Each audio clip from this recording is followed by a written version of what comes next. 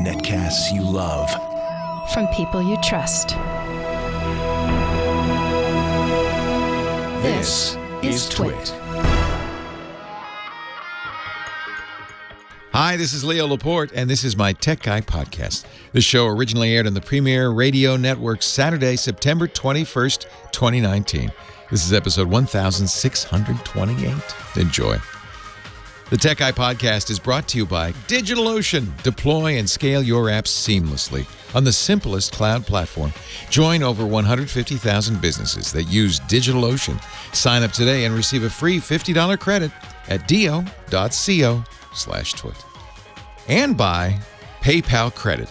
If you're purchasing new tech devices or booking upcoming travel, use PayPal Credit and enjoy 6 months special financing on purchases of $99 or more. Learn more and apply now at paypal.com/twit. Subject to credit approval, minimum monthly payments required. And by Capterra. Find the right tools to make an informed software decision for your business. Visit Capterra's free website at capterra.com/techguy. Well, hey, how are you today? Leo Laporte here, the Tech Guy. Yeah, time to talk computers, the internet, home theater, digital photography, smartphones, smart watches, the new iPhone. 8888 Ask Leo, the phone number 888-827-5536, toll free from anywhere in the U.S. or Canada. Outside that area, it's still toll free, but you got to use Skype out or some sort of VoIP to phone solution. I'll leave that for you to figure out. It shouldn't cost you anything, though, because it's a toll-free number in the North America. 8888 Ask Leo. The website, techguylabs.com. Tech Guy Labs is the place to go. If you hear something on the show and you say, what was that again? We've written it all down for you. So put it all on the website. By the end of the day, it'll all be there, techguylabs.com. Also, audio and video from the show. And every show that we've ever done is there. 1,628. Well, that's actually not true. I've done many more shows than that, but that's every Tech Guy show since January 2004. So 15 years. 20-year-old tech show, nobody really wants to hear that. Maybe for some nostalgia, but other than that, no. Well, it was, how many years ago we were talking about the iPhone, the new iPhone. That was 2007, 12 years ago, and now here we have the iPhone 11. Don't try to do the math. It'll just confuse you. They skipped 9, it's complicated. This is in my hands, I'm holding the iPhone 11 Pro Max. The most expensive iPhone you can buy in my hands right here. Oh gosh, didn't mean to drop it like that. It's beautiful. It's a work of art. Apple does a great job with the iPhone. It's a beautiful thing.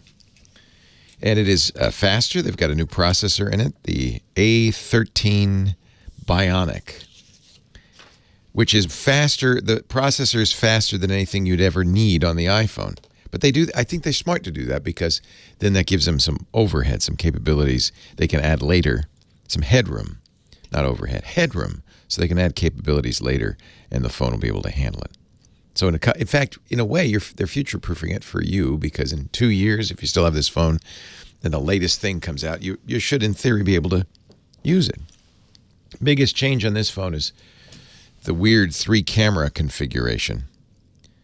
Some people say it looks like stovetop burners. Some people say it looks like the mouth of a handheld surface-to-air missile launcher. Could be. It's a triangle of 3 black circles. Above it, the flash. Below it, some sensor of some kind. You don't need to know that. Pay no attention to that 4th, 5th sensor. You don't know that exists. It does take really nice pictures. There's no doubt about that. And because it has 3 lenses, you've got wide, zoom, and something in the middle.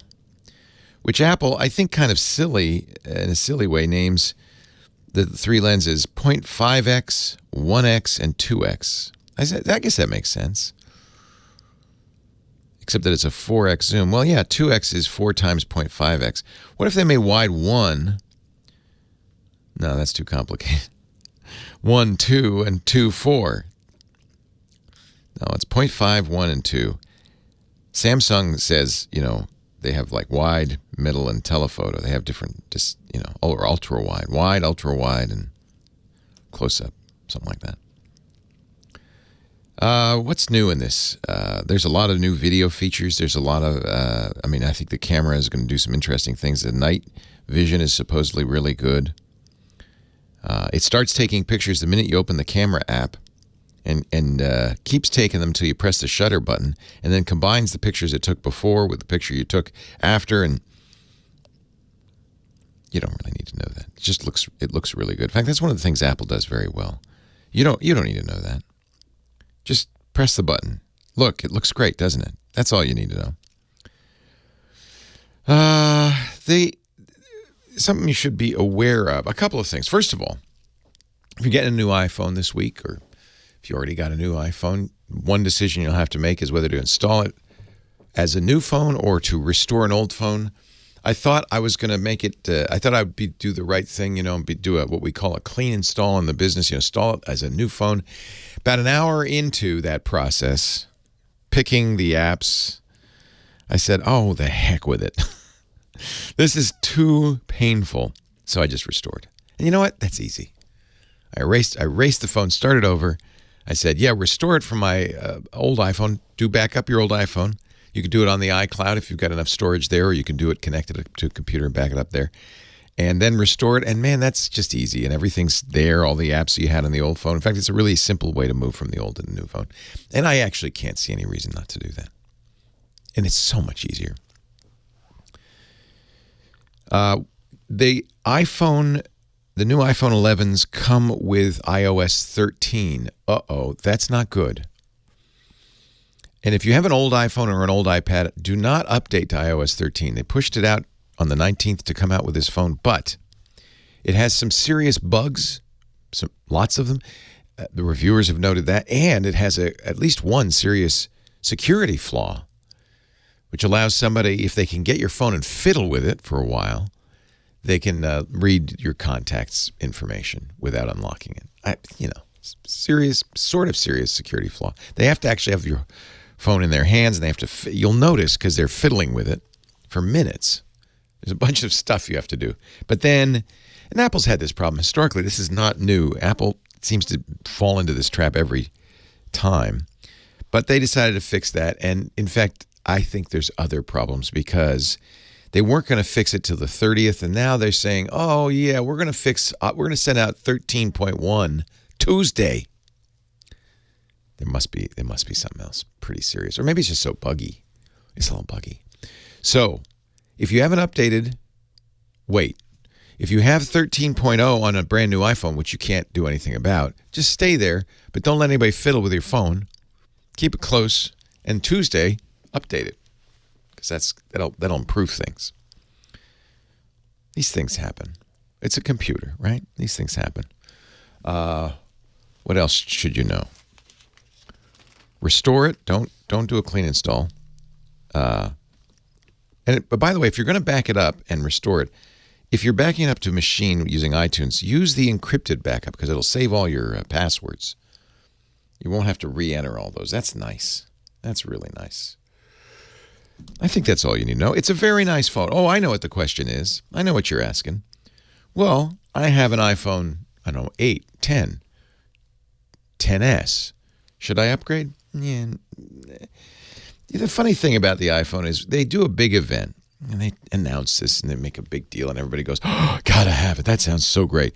Then you get it, and it's pretty much the same. Little differences here and there. It's pretty much the same. So I would say, no, you don't need it. If you don't need it, if you're ready for a new phone, this is a great phone.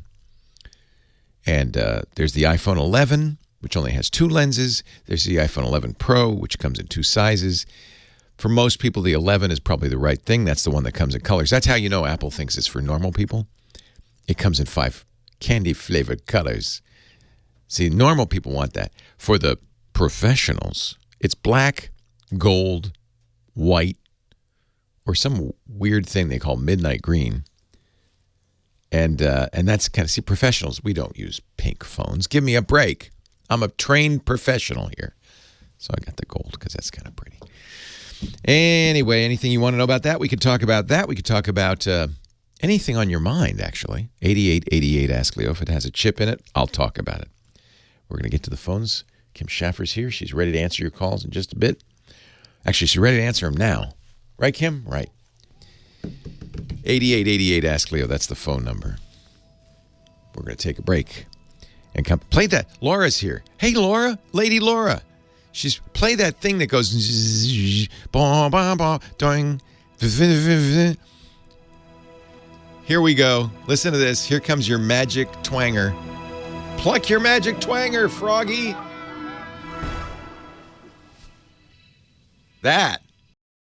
Leo Laporte, the tech guy, 8888. Ask Leo, the phone number. Oh my, look who's here. Wait, has this song just been playing for a minute or more? No one knows. I enjoy it. You like Earth, Wind, and Fire? Well, I like love Earth, Wind, it. and Fire. And I was just telling John, I consider this my mother's birthday song because it's the 21st of September. Oh. Yeah. Happy birthday, Happy Mom. birthday, Mom. Is that why we're playing it? It is the 21st of September. It is the 21st of September. This is like the appropriate tune. Yeah. Nice. Kim, how are you? Did you have a good week? It was kind of a sleepy haze. I was still getting over my jet lag, but I think I'm okay now. Jet lag? That was weeks ago. It was a week. I got home Wednesday. I got home September 11th. That's a good day to fly. Yeah, it was a good day to fly. I guess Jeez. it's probably the safest day to fly. Yeah. But I bet you're right. But it took me over a week to I know. recover. Jet lag It is was awful. I never believed it until Now you know. I experienced it. Well, guess what? In about 2 months, you're going to get to do the same thing to me. You say, snap out of it, Leo. Wake up. Yeah, well, you're going to be gone 3 weeks. Or 3 almost, weeks, yeah. and we'll be in the All Middle over the East. place. Yeah, so our time zone will be equally messed up. Maybe Oy. not Oy. quite as much, but Oy. 12 hours maybe. I don't know. Yeah. In any case, I don't it's gonna- look. You know what I do is I get on the plane. The first thing I do is I set my watch to the new time zone. I said, Lisa, first few times we traveled together, my wife and I traveled together, she would say, what time is it at home? And I said, no. Stop it. It is the middle of the night right now, and that's all that matters. Yeah, my friend kept doing that to me. I would say, "Oh, it's 5 o'clock at our place." She's like, "No, now." No. Be in the, and I was In like, the but if present. I want to talk to somebody at No. home, I can't talk to them at 2 a.m. A good excuse not to talk to anybody at home. Yeah, I didn't really talk to No. anybody at home. So, speaking of talking to people. Yeah, how about Terry in L.A.? He's actually headed out on vacation too, and Oh, has a exciting. question about his Android Exciting. that's acting up. Acting up Android. Yeah. Uh-oh.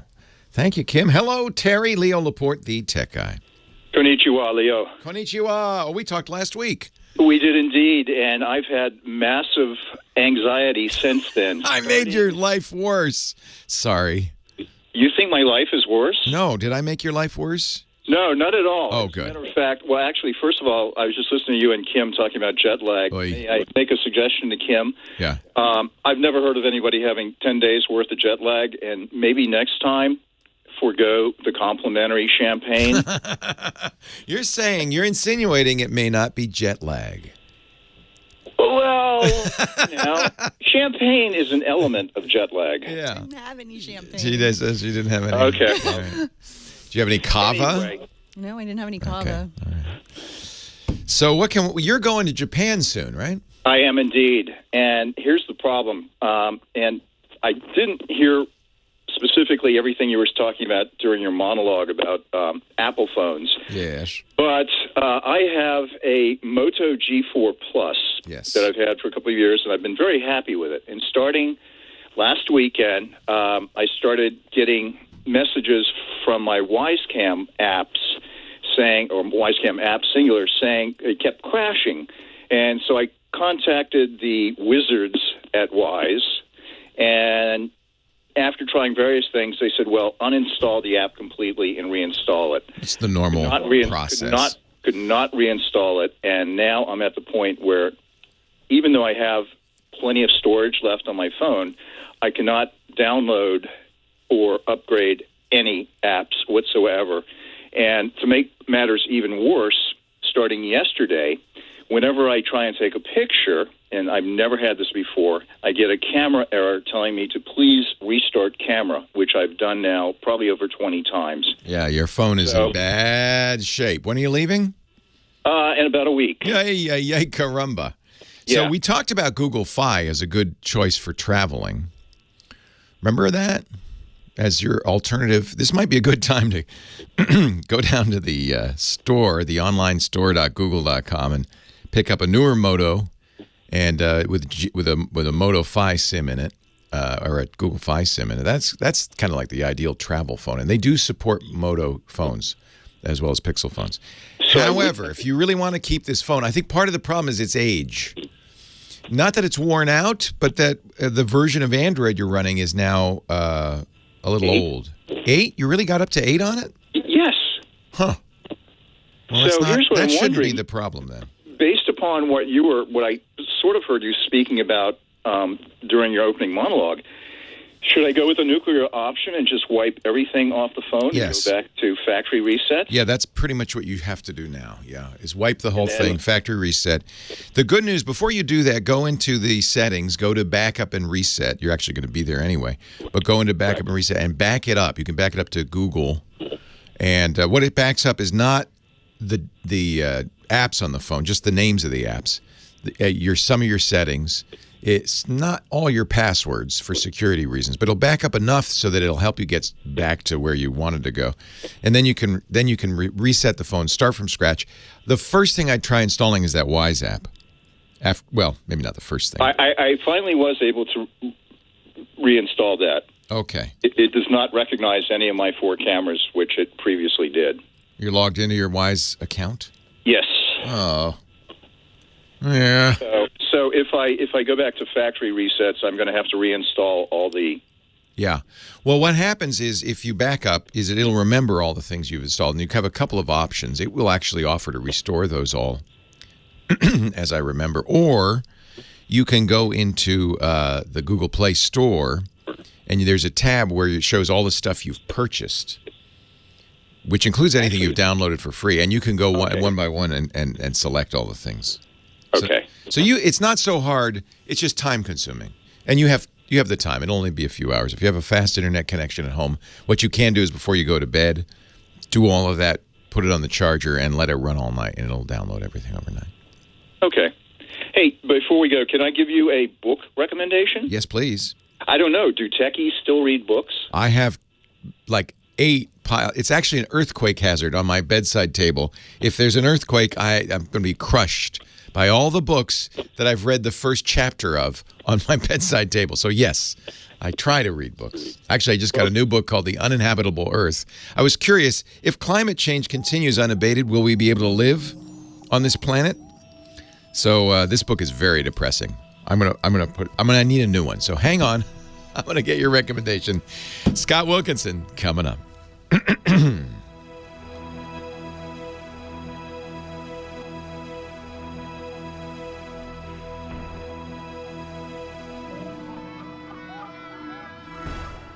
You found it. You found it. You found it. Now you need to find the music or the commercial. Oh, poor Laura. Oh. Anyway, what's the book? The book is, and it's brand new, it's by Jim Sciutto from CNN, called The Shadow War. Oh, I think I saw that cover somewhere. Yes. What's it about? Subtitle, Inside Russia and China's Secret Operations to Defeat America. Cyber warfare? Cyber warfare is a large part of it. I have to admit, and he's broken it down in chapters so that if you don't want to read about what's happening with submarine warfare and things like that, you can read specifically about satellites and cyber warfare. And just to give you one little detail that was just brand new to me, was the concept that even just a particle in space of 2 centimeters can wipe out a GPS satellite. Oh, yeah. And the fact that the Chinese have satellites that can go from orbit to orbit, and they will kidnap another satellite. the Russians have kamikaze satellites that they can easily run into any of the existing U.S. satellites or anybody's satellites.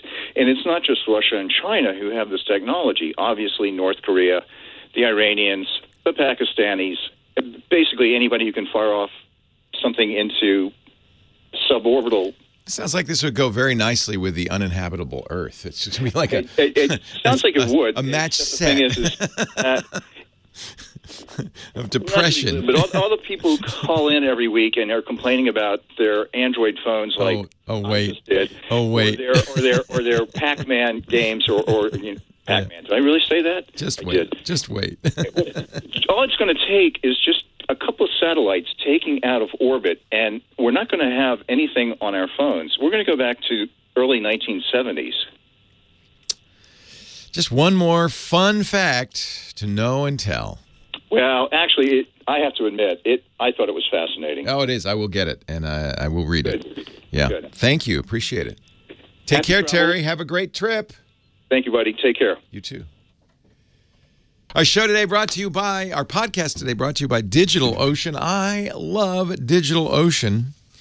I have had an account for years. It's the place I go when I want to set up a server, set up a SaaS, or set up an online application. Because it's light years ahead of the way we used to do it. When we first started Twit, and I had to set up a Twit website, I went down to a company in Texas and I called them, and they provisioned a server, and a week later they said, your server's ready, and we put the stuff on there, and if there was a problem I had to call them up in Texas. It was just, I remember when Kevin Rose started Dig, he was so excited when they bought their first server to put in their colo. This is not how we do it in the 21st century. We use DigitalOcean. DigitalOcean lets you set up and deploy what they call a droplet in 55 seconds. You don't have to wait for somebody to provision it. You can create it yourself. It's affordable. It's easy. You have a wide variety of choices. You can get standard droplets, general purpose droplets, CPU optimized configurations. You choose how much RAM. You choose how much storage. There's backup. There's so much. You know what? Let me just show you. Right now, I'm going to make a DigitalOcean droplet. That's what they call a server. But you see that you can create a Kubernetes cluster. You can create Redis databases or MySQL. You can add volumes. In fact, you don't have to worry when you create your droplet, because you can always expand it and add to it. If it turns out your minimum viable product is a product, suddenly, it's easy to add bandwidth, to add storage, to add capabilities. Choose from distributions like Ubuntu, FreeBSD, Fedora, Debian, or CentOS. There are also container distributions where you can run Docker.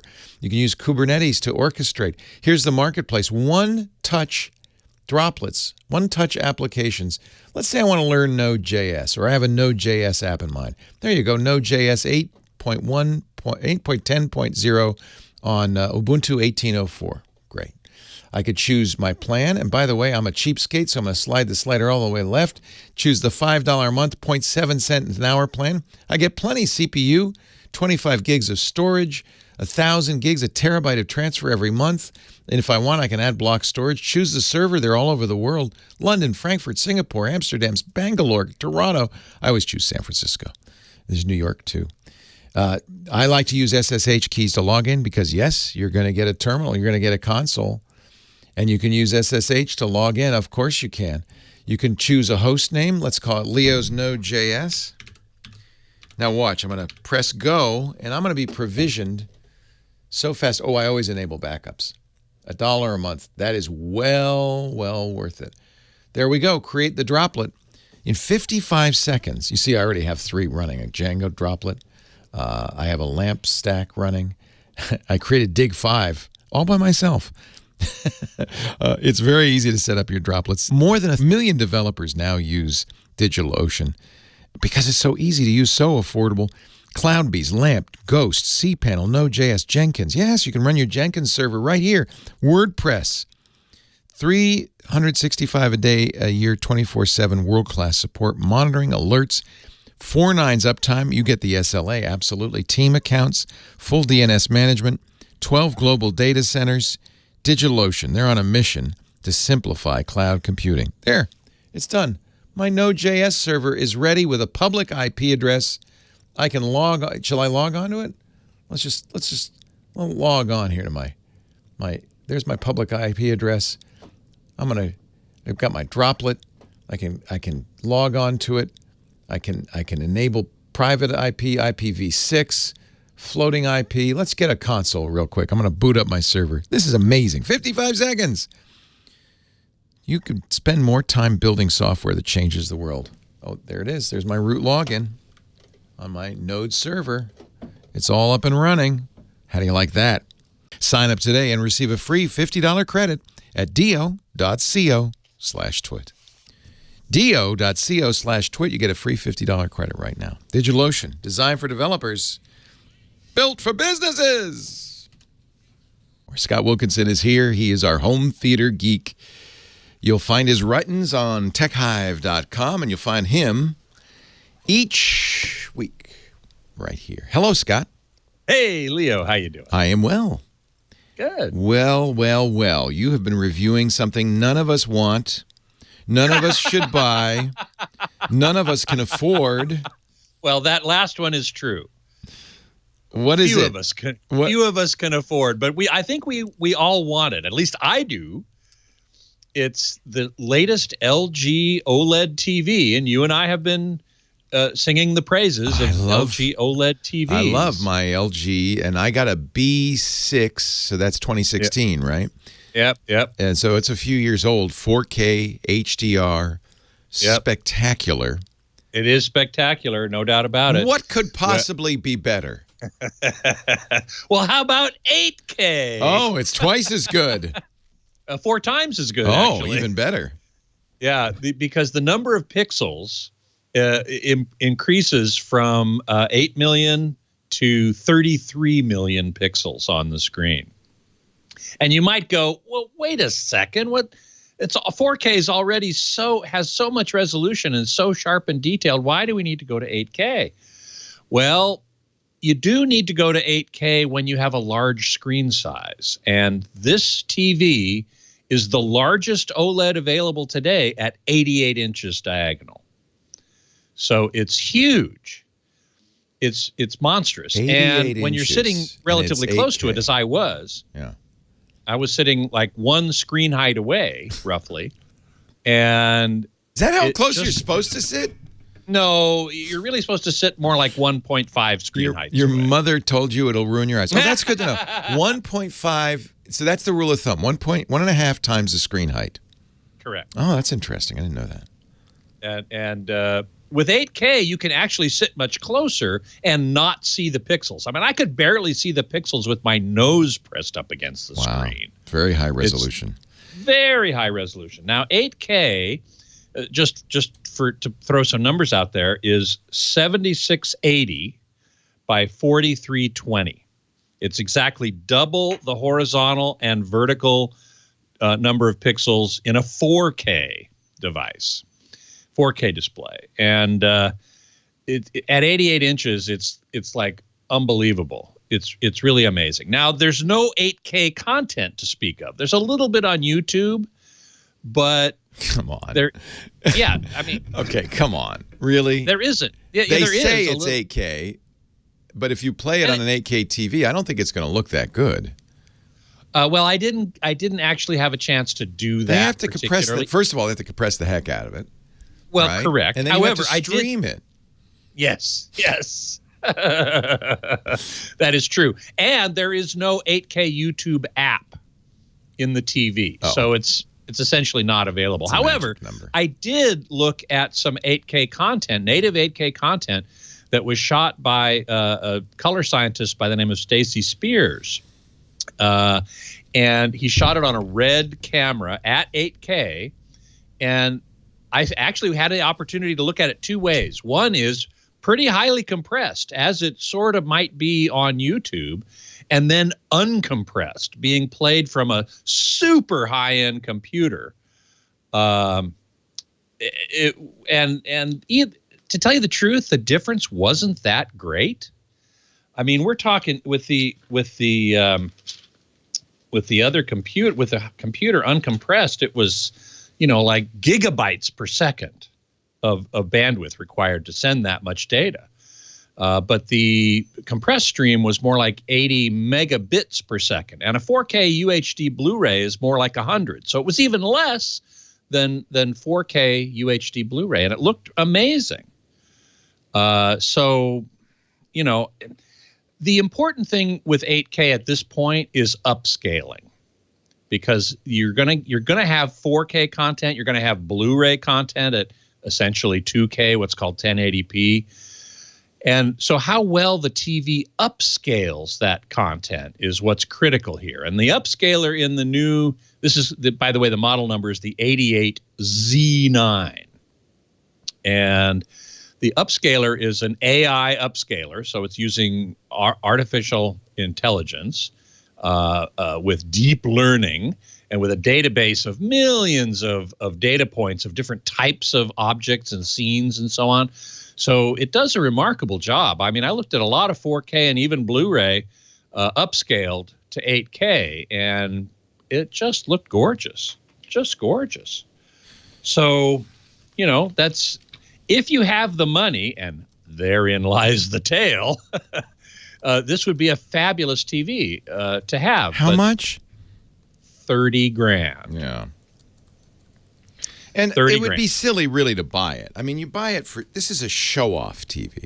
You buy it. Well, so people come into your house and you say, see my 8K TV? Mm-hmm. Or if you're a Hollywood type and you've got 8K source. Right, exactly. Yeah. Exactly. This uncompressed 8K that I was looking at. I bet it looks great. It looked phenomenal. But does it look better than a movie in a movie theater?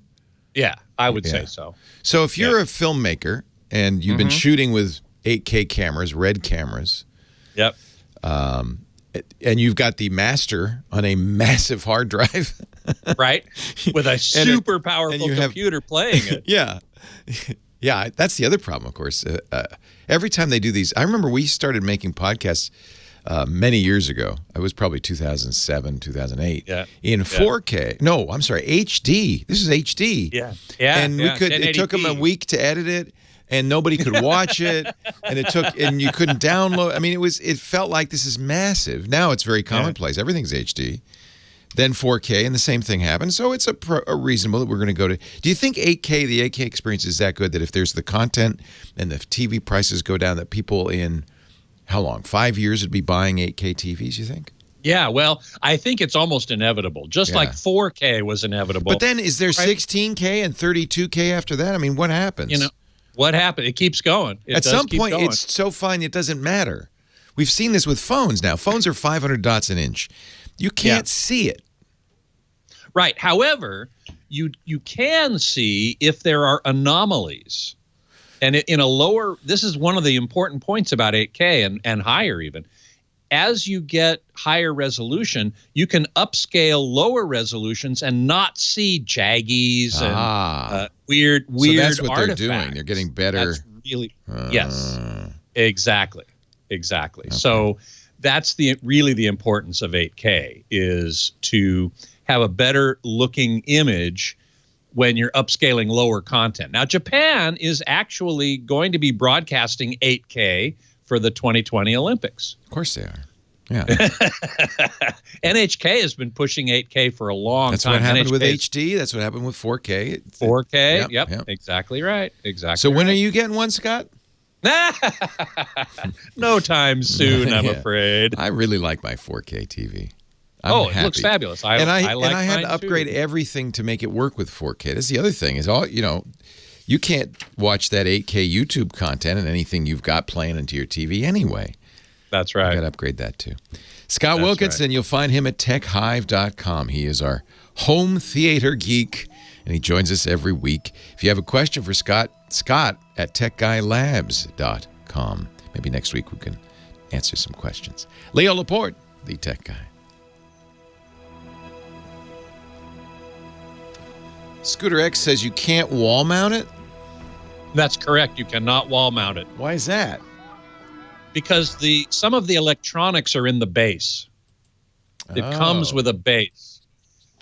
And some electronics are in the base, including an upgradable little box that that if once new technologies and new codecs and so on come along, you can upgrade into this box. Oh, yeah. I had a Samsung HD OLED that did that. They never upgraded it, but they did it. No. Oh, they didn't. But they could have. They could have. That was the theory. But there was no point. Now, Beatmaster makes a good point, and one that I had intended to make during the segment, and I didn't, and I'm sorry about that. The issue will be the HDMI bottleneck. And that is true, except that this TV, the 88Z9, is the first to fully implement HDMI 2.1 at 48 gigabits per second. Current HDMI is 18. And so they've upped the bit rate of HDMI tremendously, and they've also implemented a number of other HDMI 2.1 features, such as variable refresh rate. So for gaming, this is very important, and we actually had a little demo from some NVIDIA people showing the importance of variable frame rate. I'm not a gamer, so I don't know that much about this, but apparently video games vary the frame rate, the refresh rate, depending on what's happening on the screen. If there's a lot of action and a lot of motion, it'll increase the frame rate. And when there isn't much, it'll decrease it. And HDMI 2.1 implements or offers something called variable refresh rate, or VRR. NVIDIA calls it G-Sync. That's their version of it. And these TVs are compatible with NVIDIA G-Sync. So that's important for gamers. And we saw a little bit of gaming content, and it's not interesting to me. In fact, as things are moving around, somebody else was playing a game, and as these things were moving around, I was starting to feel a little queasy. So this is one reason I'm not a gamer. So I had to leave. But it's important for gamers, so I want to make sure people understand that. But you're right. The HDMI, of course, no other source devices have HDMI 2.1 yet. So the only place where that 48 gigabits per second is going to be important is with a high-powered computer playing video games at this point. Sooner or later, it will become a standard, but that'll be, I think, a couple of years. Let's see. Kalu says you should check out the video wall they have in Apple stores. It's composed of LED tiles, and the image looks very seamless. Yes, exactly. There were a number of those at Cedia, and there are a number that are available. Sony has one. Samsung has one. Layard has one. They're part of Planar, and they are beautiful. They're gorgeous. We had an interesting discussion at the reviewers workshop with LG that I was at yesterday. Have I got? Oh, and I've got 30 seconds.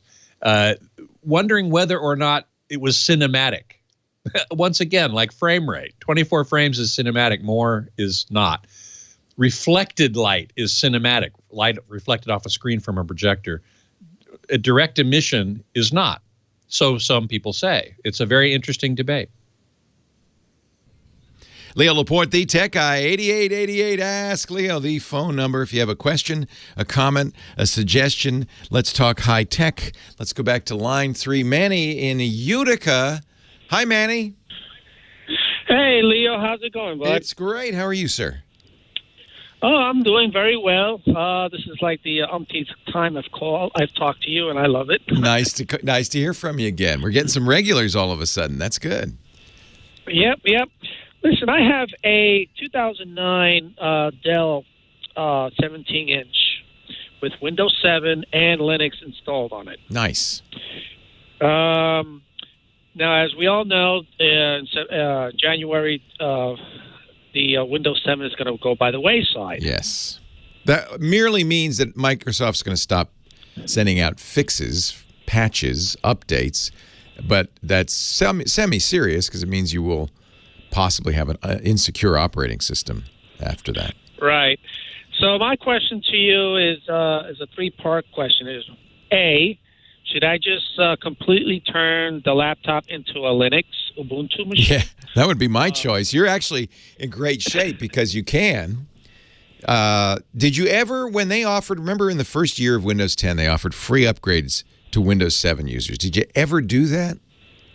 No, but I have a separate laptop that has a Windows 10. The only reason I mention that is if you at any point have put Windows 10 on that Dell, and it's become authorized, then you can put it on again. Once a machine is authenticated for Windows 10, it will stay that way. Even if you take it off, can go back to Windows 7, whatever you do. But if you've never had Windows 10 on that machine, then you're going to have to make a choice. Either upgrade to Windows 10, which means a purchase, about $190. I wouldn't do it if I were you. Or just use Linux. You already know Linux. You already got it on there. That'd be fine. Yeah, there was a Linux flavor you were talking about a couple months ago. I love Pop OS. You might take a look at that. From System 76, they make Linux laptops, and as a result, they have a very well-supported version of Linux. It's based on Ubuntu, which is based on Debian, but they've done a great job of cleaning up issues, making it work. I think that'd be a very good choice. You have a 10-year-old laptop. What's the RAM in there? It is 8. Okay, 8's plenty.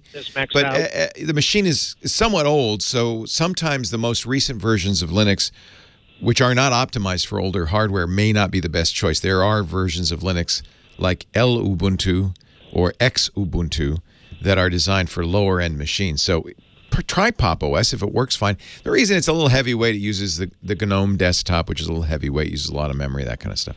So there are lighter weight versions. But Linux, which is a free operating system, is a very good choice for anybody who's sitting there looking at a machine saying, well, what am I going to do? Windows 7 will become insecure in January. Because I have both of them on here. I have Windows so it's easy for you. Linux. You could actually just take over the Windows partition, not even reinstall. I mean, that's another option if you want to, or if you it's up to you. You could figure it out. Back up your data, and run Pop OS and say, just take over the whole thing, repartition, take it all over. So this is going to be. There are loopholes. So I just gave the official position. The official position is, if you ever upgraded to Windows 10 on that machine, and it became authorized. You looked in there and it says, yeah, there's authentic Windows, blah, blah, blah. You're good. You just put Windows 10 on there. That's what Microsoft wants you to do. From now on, you will have to accept all the updates. You can only defer them for a month. With the normal version, there are versions where you can defer it longer, but most people will be able to defer any update for a month. You don't really want to defer updates, but you will be required to do the feature updates, the biannual feature updates. And sometimes those cause problems. I think deferring for a month for the feature update is probably a good idea. That's the official position. That's what Microsoft wants you to do. They want everybody on Windows 10. Everybody into the pool. That's, I understand that. That means they only have to support one operating system. It can be safer for the rest of us on the internet, et cetera, et cetera, et cetera. However, there are little loopholes still lying around that will let you upgrade without paying for it. And so I don't recommend these because they're not official. They don't always work. If you're going to be wiping your hard drive anyway, or you don't mind taking a chance, you can get the Windows Media Creation tool from Microsoft. Google it. You'll find it.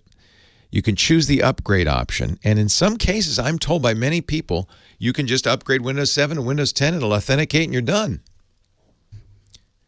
That seems like a very big loophole. Microsoft's not publicizing it, but I feel like maybe they're looking the other way.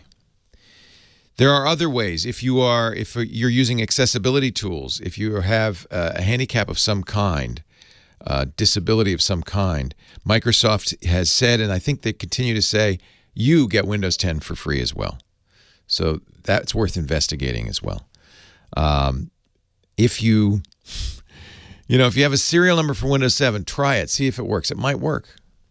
The problem is if you install Windows 10 over your Windows 7 and it doesn't authenticate, then you got to go back or do something else. But if you're thinking, well, I'm just going to wipe the drive, put Linux on it, or before I buy Windows 10, let me try this, that's worth it. The worst case scenario, if you're ready to buy Windows 10, is you try this, you put Windows 10 on there, it doesn't authenticate, you buy a serial number and you authenticate it. Now you're good to go forever. Microsoft, and I believe them at this point, says this is it. There's not going to be a Windows 11. Windows 10 forever. And we're just going to update it twice a year from now on, and that's it. You get your security patches every month. You get your big feature updates twice a year, and that's that. So a number of people in the chat room said, no, I was able to do that. It works. Okay. I can't officially recommend it. I don't want to put you in, a situation where you're messed up. We'll put a link in the show notes, though, to the Windows Media Creation tool. And try it. It might just work, in which case you're great. You're golden forever. With Windows 7 loaded up, he can put in the media he created with the tool, run the install. It will upgrade Windows 7. Of course it will, but the real question is, if and you do need your Windows 7 product key, if you do that, will Windows authenticate? Will it go out and check the servers and authorize them and say, good, this is an authorized version of Windows. You're done. And if it does that, you're golden. It's so complicated, Microsoft. It's so I still kind of hold out hope that come January, when all these people with Windows 7 are orphaned, Microsoft will say, all right, amnesty. We're going to give you a few months. Just upgrade, please. It's good for everybody. It's good for everybody. And it's surely at this point, Microsoft doesn't really need the money. Windows was their business. I understand it was the bread and butter for decades, but, they've moved on. They're in the cloud now. That's their money. Phone number is 8888 Ask Leo. The website is techguylabs.com. We'll put a link on the website to where you can download Windows, the Windows Media Creation tool. Please don't get it anywhere else. You've heard perhaps people call in and say, oh, I got a serial number on eBay for $5. Don't do that. Please don't do that. We're going to try to do this the legitimate way. What Microsoft says, if you're running Windows 7, come January 14th, you're not going to get security patches. Your best bet is to buy Windows 10, which is $190 for Windows 10 Home. It's a lot of money. And I think a lot of you don't want to do that. If you have a really old machine like our caller, get a new machine, you'll get Windows 10 on it. That's not bad. You can always put Linux. That's a free operating system on there, but there's a learning curve there. That's kind of a geeky answer. All the information will be at the website. Leo Laporte.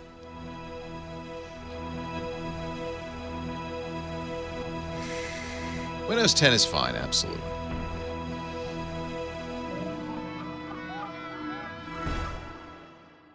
Scott Wilkinsonian. Thank you very much. Tis your turn. I'm going to go get a cup of coffee. Go get a cup of coffee. Hey.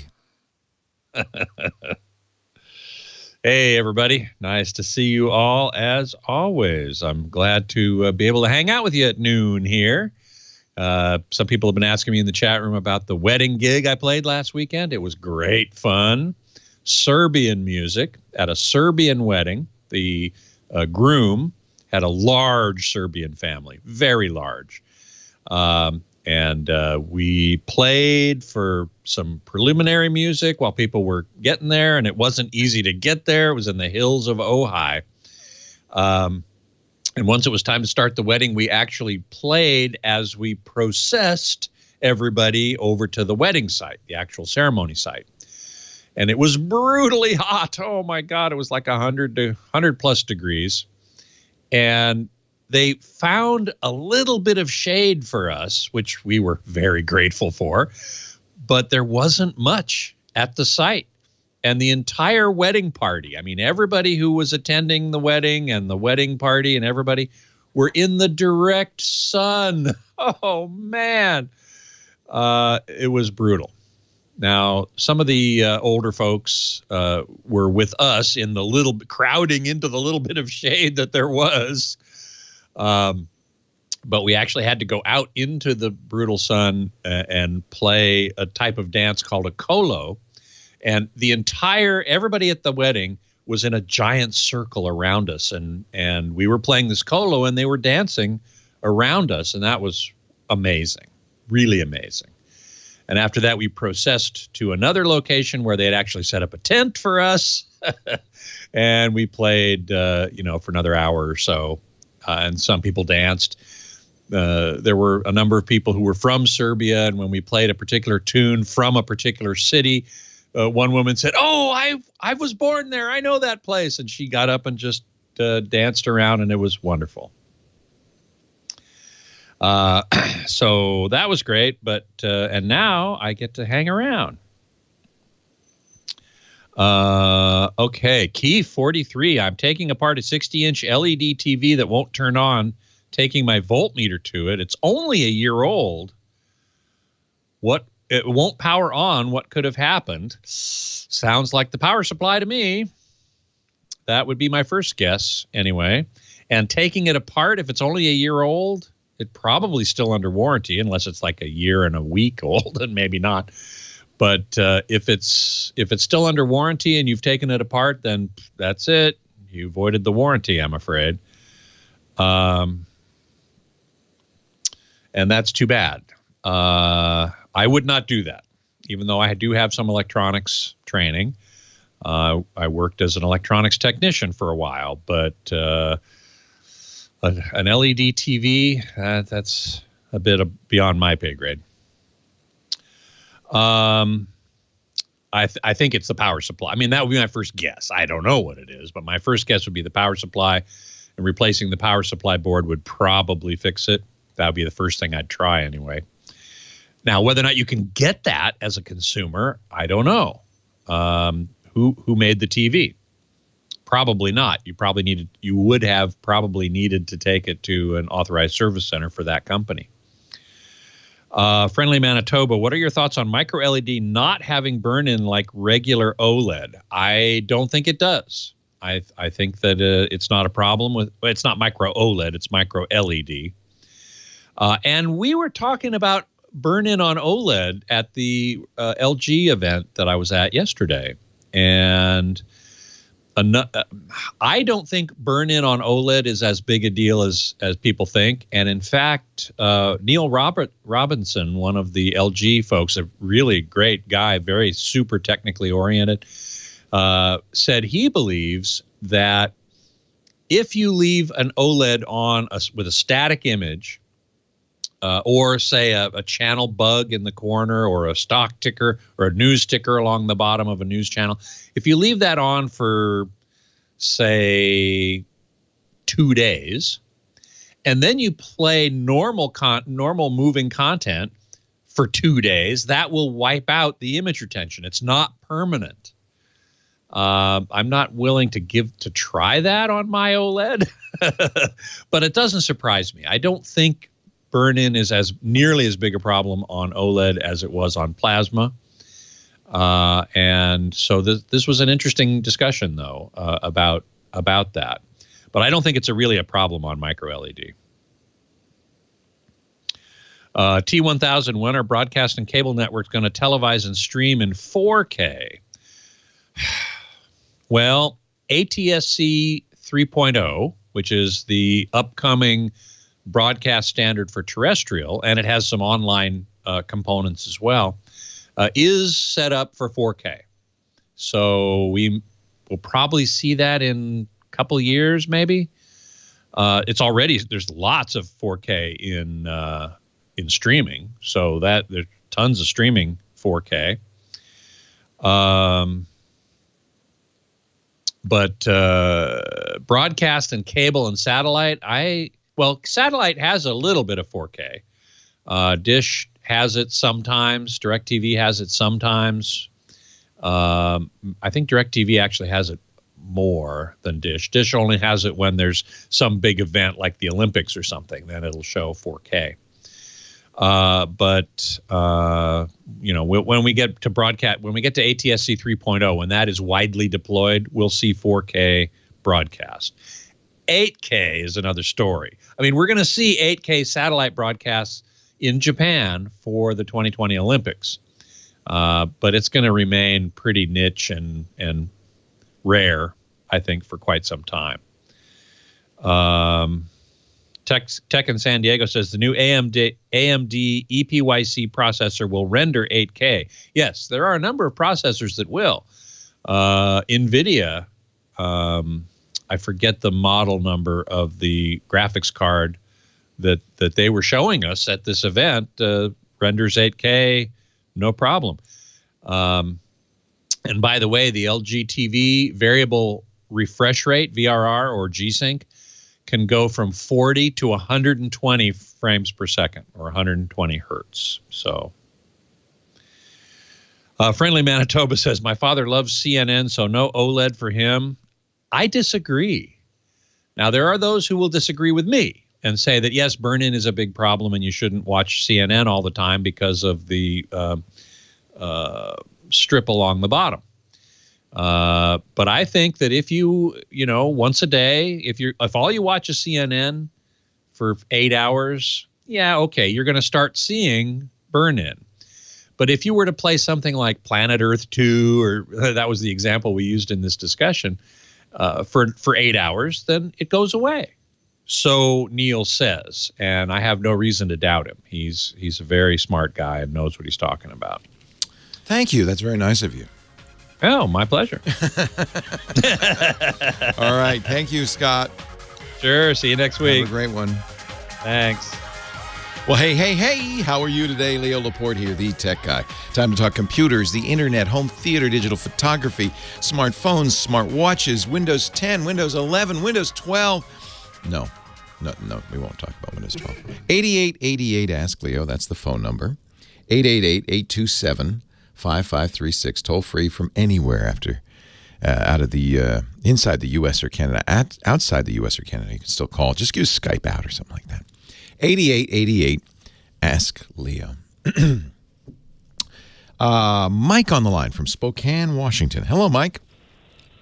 Well, hello, Leo. How are you, my friend? What can I do for you? I hear you great. Okay, good. By the way, I'm the Mini Cooper Mike we met months ago. I love that Cooper. Yeah, it's a lot of fun. Did you have a Countryman? I remember you had something, a Clubman. It's the Clubman. You had a Clubman, yeah. But now they've got an electric. I'm real interested. That electric Cooper. I'm kind of interested. I see that. Yeah. That's an all-4 model too. I think a lot of the electrics are, but yes, yeah, because it's not no big deal. Put two motors, one on each axle, and you're set. I'll tell you one thing. You may recall I'm a pretty good-sized young man, but we drove that all the way down and back, and it was far more comfortable. I used to have an H2 Hummer, and I'd have to make rest stops occasionally and stretch more than... Really? That's a lot of room, and you found the Countryman or the Clubman to be more spacious, or more comfortable. Anyway. Well, I don't know that it's more spacious, but it's far more comfortable. Nice. I think the angle. You've sold me. You sold me. You sold me. I'm ready. Yeah, you should at least go drive one and test them out. I think I will. Yeah, I don't know if they're available, the electric ones yet, but I know they announced them. Yeah. What can I do for you, my friend? Well, I've got another mini question, but this is with respect to a Mac Mini. Aha. Do you only buy things with the name Mini in them? Mini donuts? It makes me feel small. Mini shampoos. Right. Yeah, the Mac Mini. Did you get I think you told me you were going to get the new Mac Mini, did you? Well, I did at one time, and then I ended up returning it because I have the trash can model Mac Pro, and I just added a bunch of memory and I remember that. A bigger hard drive. But I just purchased the 2012 model Mac Mini, a used one, of course, and I'm in the process of letting it become a server, and I'm still trying to learn more about it, of course. But I'm wondering what you think about running it as a remote management versus just screen sharing. What I'm doing is I'm trying to set it up as a Plex server for streaming media, and I've got a bunch of security cameras also that really use a lot of CPU on the Mac Pro. So I'm just trying to take some of the energy out of it and stick it onto this server. So honestly, Macs are more expensive than you need for a server. So, but on the other hand, you have the older Mac, and it's going to make a perfectly good server. They still sell Mac OS server software. If you go to the App Store, the online App Store, $19.99. That's $19.99, and I think it's worth getting because it makes it very easy to configure a server to turn on a web server or a variety of things. The Plex server software runs on a Mac just fine, and it'll turn it into a server, no problem. And if you're just serving internally on your LAN, that's probably all you'd need to do for Plex anyway. If you wanted to serve over the internet, then you'd have to do some port forwarding, although Plex makes that fairly easily done as well. In fact, you may not even have to do port forwarding with the Plex. They really are, because that's how a lot of people do it. They'll run it on an old computer in the closet, or even on their main machine, just have it running in the background. On the other hand, you said if you want to do the security camera and that kind of thing, do you have software that comes with your security cameras? Or is it something you're going to roll your own? No, I've got it all set up, and it's got its own software. Okay, so I don't know the software, but it's probably much like Plex. You probably don't need to do anything fancy to make it work. So honestly, you could continue to use your trash can Mac or that Mac Mini as a computer while it's running the software, the server software in the background. It doesn't have to take over the whole machine. Okay, and that's actually what I've been doing. And is it working okay, or you?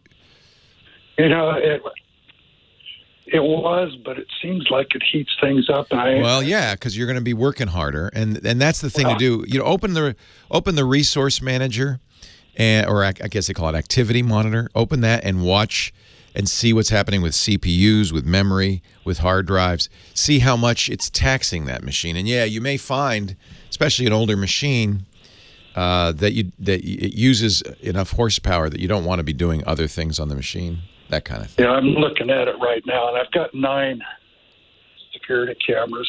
Wow. Oh, that's a lot. Yeah, so are they all writing to the hard drive all at the same time?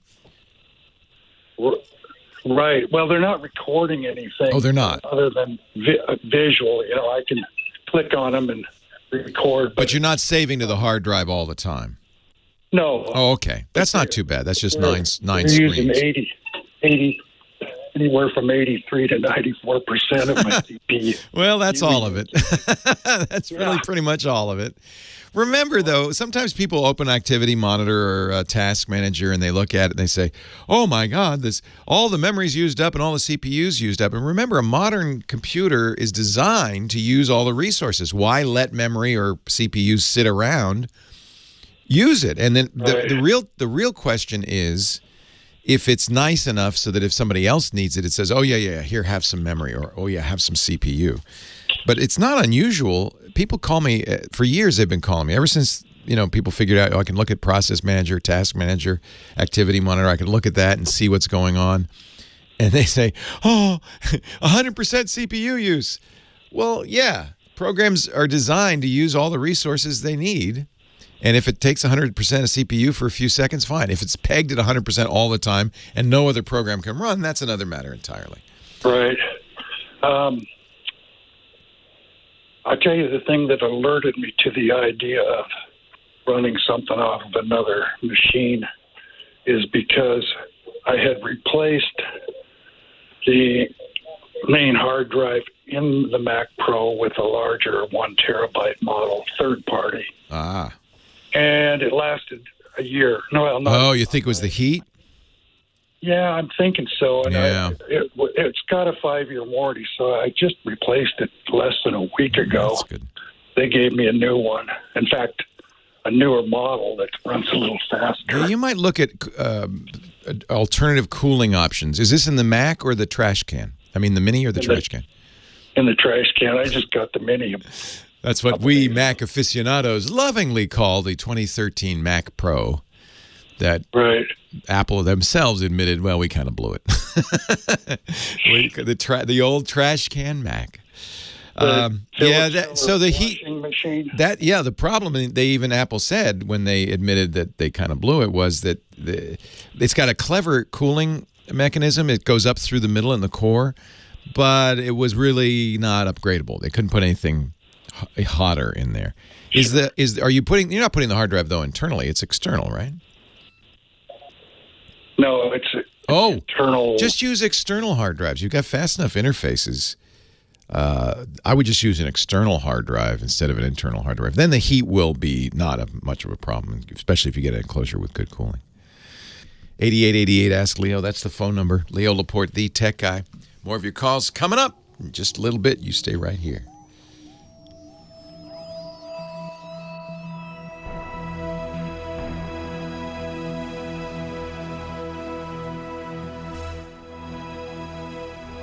Are you ready for the Hobonichi unboxing? What are you laughing at, guys? Do you know about Hobonichis? You're going to learn all about it right now. Hobonichi, so the word techo means day planner, and Hobonichi is a Japanese day planner that I found out about probably on Reddit a couple of years ago. And they're just awesome. You'll see. You're going to see.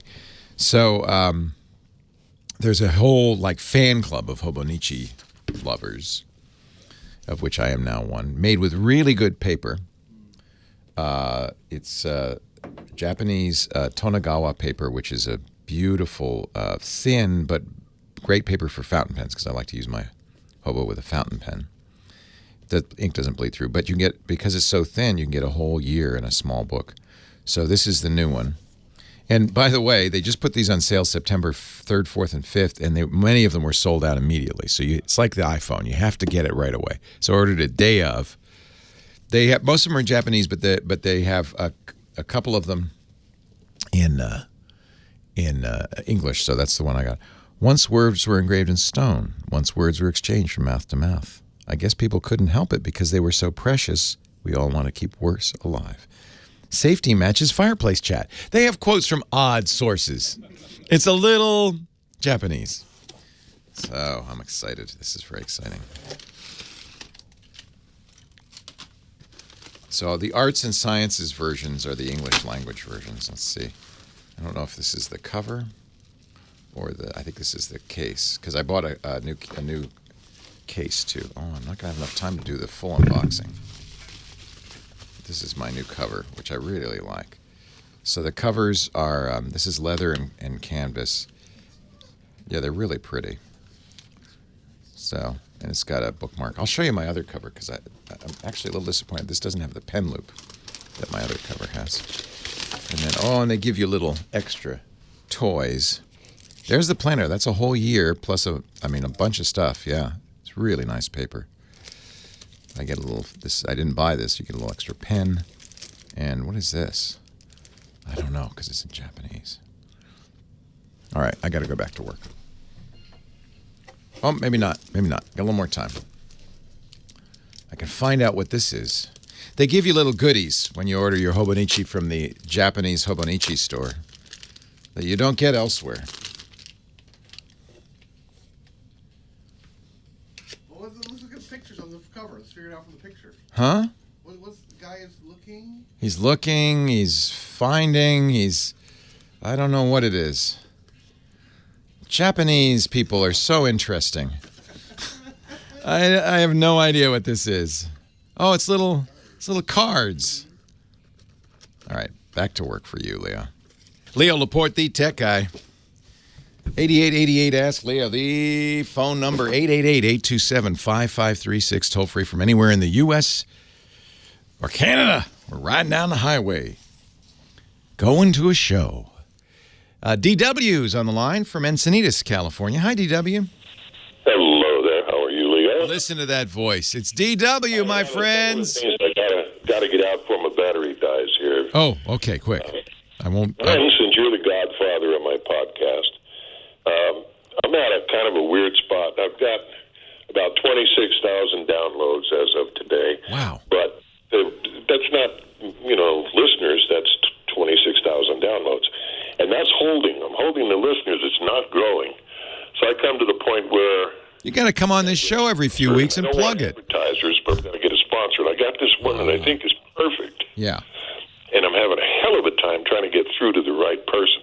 I mean, the thing is, Headline Minute with DW, 3 stories in 3 minutes, brought to you by Three Musketeers. Hello.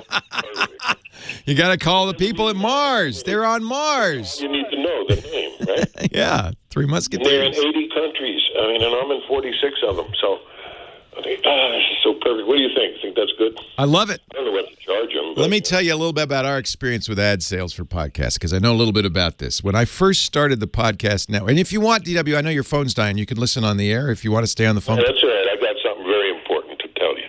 Well, tell me that, and then I'll give you your answer. All right. You were talking about the end of the world crap that you're reading about. Yeah.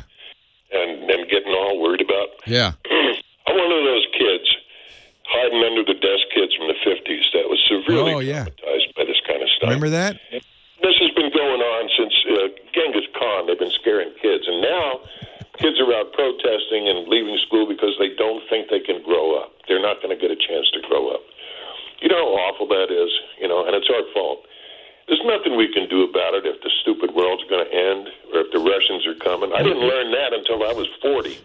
I was 40-something years old when the nightmares stopped.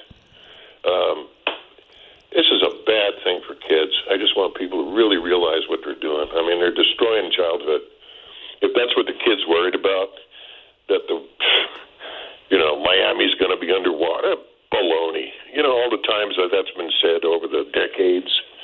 People... I love you, DW. You're completely wrong, unfortunately. The amount of carbon that we put into the atmosphere in the last 20 years is greater than the amount of carbon we put into the atmosphere for the last 200 years. The Industrial Revolution, mankind burning fossil fuels and other carbon released into the atmosphere is a significant greenhouse effect. It doesn't take much. We're already looking at 1.5 degrees centigrade, almost unavoidable, unless everybody stopped burning fossil fuels today. Not going to happen. And when you get to 3, 4, and 5 degrees centigrade, pretty much all life south of Newfoundland and north of Patagonia disappears. It's uninhabitable. It's too hot. Then there's flooding. There's forest fires in our area. We're going to have more in a month. Those wildfires burnt down an entire town of Paradise, just north of us. One of my friends died in that fire. It's not a joke. It's not made up. It's truth. And unless we do something, and those kids, I have to say, those kids have the right to fight for their future. They'll be probably all right, but their kids won't. And I think they have a right to fight for their future, DW. And I don't think our generation, I'll include myself in your generation, our generation has the right to tell them not to. We created this mess. So it's important that they fight. They have every right to fight. They have every right to be scared. Let me tell you about podcast advertising. That's what you called about. It is a hard thing to do. When we first started our podcast network, TWIT, This Week in Tech, back in 2005, I actually started podcasting this show in 2004, so that was my first podcast. And even in 2005, at the time, I said, I'm not going to take advertising. I think I have a new model for this kind of thing. Podcasts are like radio shows, really, but instead of having to have a transmitter and a tower and a station and all that stuff, you can just put it out on the internet. The internet turns out to be a great broadcast medium. In fact, in some ways better than a radio tower because everybody in the world can hear it. In some ways worse. One critical way worse. With a radio tower, you put a tower up, you put a signal out on it, and if one person listens or 100 million people listen, it costs you the same amount of money. It's a fixed cost. With podcasts, with downloads of any kind, every single person who listens costs you money. Maybe not a lot, maybe a penny or two, but a successful podcast could end up costing you quite a bit of money. So It turns out you do kind of need to monetize. I thought what I would do, monetize is the Silicon Valley word for make money. What I thought I would do at the time is ask for donations. And we did. And we did all right. But not enough for me to hire anybody. It was all, it was about $8,000 a month. That's about one person. And I thought, well, I need some help. So after a few years of doing that, doing 4 or 5 shows all by myself, I finally said, all right, we're going to do advertising.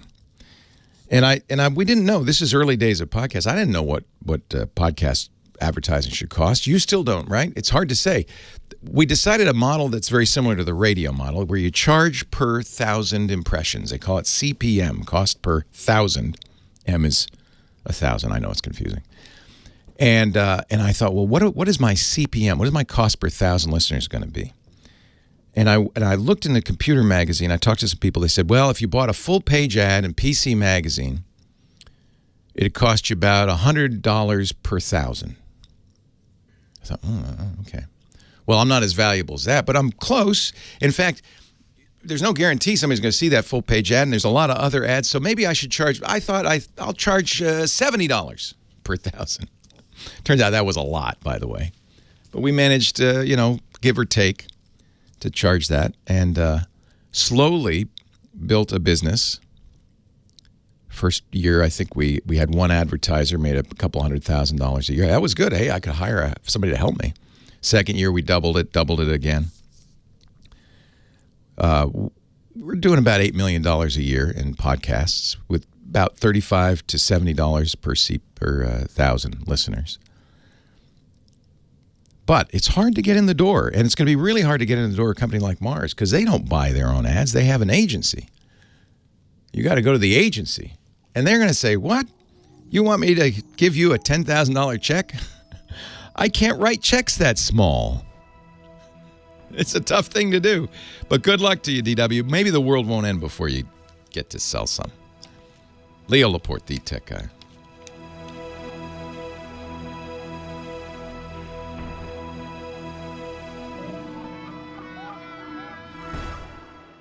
This episode of The Tech Guy is brought to you by PayPal Credit.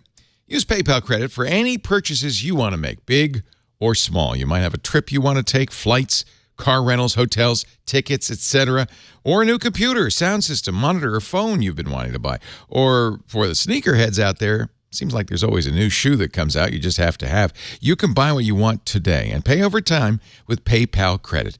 And PayPal Credit offers 6 months special financing on purchases of $99 or more. Some great things about PayPal Credit. It's a digital, reusable credit line built into your account with PayPal. No card needed. It's accepted at millions of online stores wherever PayPal is accepted. You can use PayPal Credit with your existing account with PayPal, and checkout is seamless. If you don't have an account with PayPal, you can open one for free. PayPal Credit is great for large expenses or when something unexpected comes up. Applying is easy. Just answer a few quick questions and get a credit decision in seconds. Enjoy 6 months special financing on purchases of $99 or more. Go to paypal.com/twit to learn more and apply for PayPal Credit. Minimum monthly payments required, subject to credit approval. That's paypal.com/twit. He's been everywhere. He's our Johnny Jet, our traveling guy. Johnny joins us every week to talk traveling better through technology. Hey, Johnny. Hello, Leo. How'd you break your toe? You don't even want to know. I tell people fantasy football. Did you kick something? Did you get mad and kick a bulkhead? I actually got up off the couch to go get more ice cream from the freezer, and I stubbed my toe on the ottoman. God was trying to tell you something, Johnny. You could actually hear the break. My wife and her mother both screamed. I was afraid to look down, and when I eventually did look down, my toes looked like a peace sign. Oh wow! Scooter X wants to know if you called a tow truck. I did go to the doctor. My neighbor's a doctor. Said go get an X-ray. I got an X-ray. They're like, "Yep, it's broken." But they can't really fix a broken toe, can they? No, but then they're like, other people are like, you need to go to a podiatrist. Anyway, fortunately, I'm friends with the Do one. you have a massive cast on your foot? Are you hobbling around? No. I just you buddy tape it and you wear like a boot kind of so you don't stub it again. Well, no more toe jams for you. You've got to stay away from the ice cream late at night. Well, I'm glad I'm taking a little time off from travel because, walking through the airports, would be a lot. Yeah. Although I'd get a wheelchair maybe, and then I can bypass some of the My lines. mom, who's 86, and she can walk and everything, but she's 86, always gets a wheelchair. And it's great. It's just great. They're very nice. Sure. I mean, when you're at that age, you don't want to be stuck standing in a long line, especially when you're arriving to a new country. And sometimes those immigration lines could be over an hour long. I always tell my dad, you need one. My dad's 90. He's like, I don't want one. I'm like, I'd be like your dad. I'd be too proud, but no, I'm glad my mom's not. Yeah. And actually, I just booked my dad a ticket just now, American Airlines ticket using miles. First class, by the way, on a 777 from New York to Miami, which they don't fly very often, but he's in a lie flat seat because he has a bad back. And I also ordered Black Lane Airport's concierge, which I've talked about before, and it really helps. See, you know what? I got to do that for my mom. She doesn't want to travel. She doesn't want to come out anymore because it's just too hard. I'm 86. But if you did it right, maybe it wouldn't be. I'm going to go see her next month, so that's okay. That's easy for me. I like to travel. So somebody wrote to me and said, do not waste Johnny's time. He's got an important job to do. He needs to give us a website and an app. So I am not going to get in your way this week. Okay, well, real quick about the American Airlines. We talked about it a little bit off air. So they have a partnership with Stand Up to Cancer. And a few months ago, I donated $25. And my mom's name is now on a plane. Unfortunately, I lost my mom to cancer 19 years ago. And my mom was my hero, my world.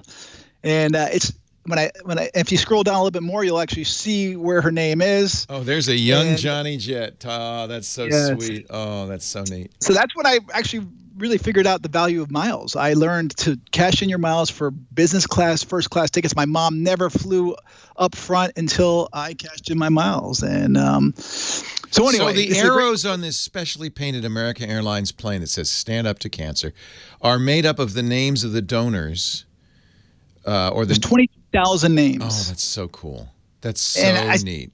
And I'm sure hundreds of thousands of people donated. So I was fortunate that my mom's name made it. But you could still donate. And what's great about donating to a cause like this or any big charity, you can do it through an airline's portal, whatever your airline is. You'll get 10 miles per dollar spent. So, and you could still, it's not too late. It's too late to get your name or your loved one's name on a plane. But when you do donate, go through an airline portal and you will get miles out of it. And the airline will get, and most importantly, the charity will get money. Johnny, that's so sweet. That is really, really sweet. Wow. So that's on his website. All the details in the picture at johnnyjet.com if you want to see that. And I just tweeted it. I'll put it in the chat room. And so here's my app, by the way, that I didn't get to mention last week. It's called At Your Gate. At Your Gate. Yeah, let me see what the actual URL is because it's At Your Gate. So YOURGATE.com. Don't fly hungry. Order food for delivery inside the airport. What? So some airports are better than others. Right now, there are only 9 airports: Boston, Newark, JFK, LaGuardia, Minneapolis, Ontario, California, Portland, San Diego, and San Jose. So the idea is, and one of my best travel tips, by the way, is never order room service from a hotel because, first of all, it's expensive. So expensive. It's not good. Right. And it's not local. If you use a delivery app, and there's a bunch of them out there. I mean, there's, huge ones: Postmates, Uber Eats, Grub. We love our sponsor, DoorDash. Yes. We love our sponsor, DoorDash. So anyway, have I mentioned how much we love our sponsor, DoorDash? Yeah. Yes. I'm just teasing. I love that. And the other thing is, if you can, it's instead of trying to eat the airline food, having a nice meal that you bring on the plane, as long as it's not stinky, is a nice thing too. For sure. And so At Your Gate is like a DoorDash, but for the airport. So DoorDash can't deliver in the airport. So although they might be able to deliver at the airport, like, outside. I've never done that before. Yeah, but no, you need somebody that can deliver inside the security gate. Yeah, so these are, for all the shops and restaurants inside. And whatever you want, they'll deliver coffee to you. They'll deliver travel gadgets. What's the charge? What's it going to cost me? So I just tested it out. I actually didn't do it, but I tested it out. when I tried to do JFK Airport the other day, it was like, you can't do it for 3 more hours. I was like, that's ridiculous. Then I switched to LaGuardia, and they said it's a 30-minute wait, which I think is go across the hallway there and pick something up, right? I mean, those places are all there for you. Right, but let's say you're running late. Transiting, you don't have a lot of time, and you're connected to the airport, so you can do it in advance. That's a terrible it's feeling. $4.99. It was $4.99 for a delivery fee, which is not terrible at all. I mean, especially, there's been airports when I had I had to run through them because of connection time, and if I had someone just waiting there with food or whatever I ordered, and I already paid for it with my credit card, it would have been a godsend. Would it be so great? That is the way to do it. At yourgate.com. So it's free on iOS and Android. Nice. You download it and check out the airports, and you can play around with it before you go. So just change your location, because it'll bring up whatever location you're at, and just change it to one of those 9 airports, and you can just see which terminals, because not all terminals, by the way, like at JFK. Will they do a cross-terminal delivery? Like if I'm Terminal 1, would they bring something from Terminal 2? Because that would be worth it. I don't want to ride the little toy train between the terminals. That's a good question. I don't think they will, I'm not. Probably not. Sure.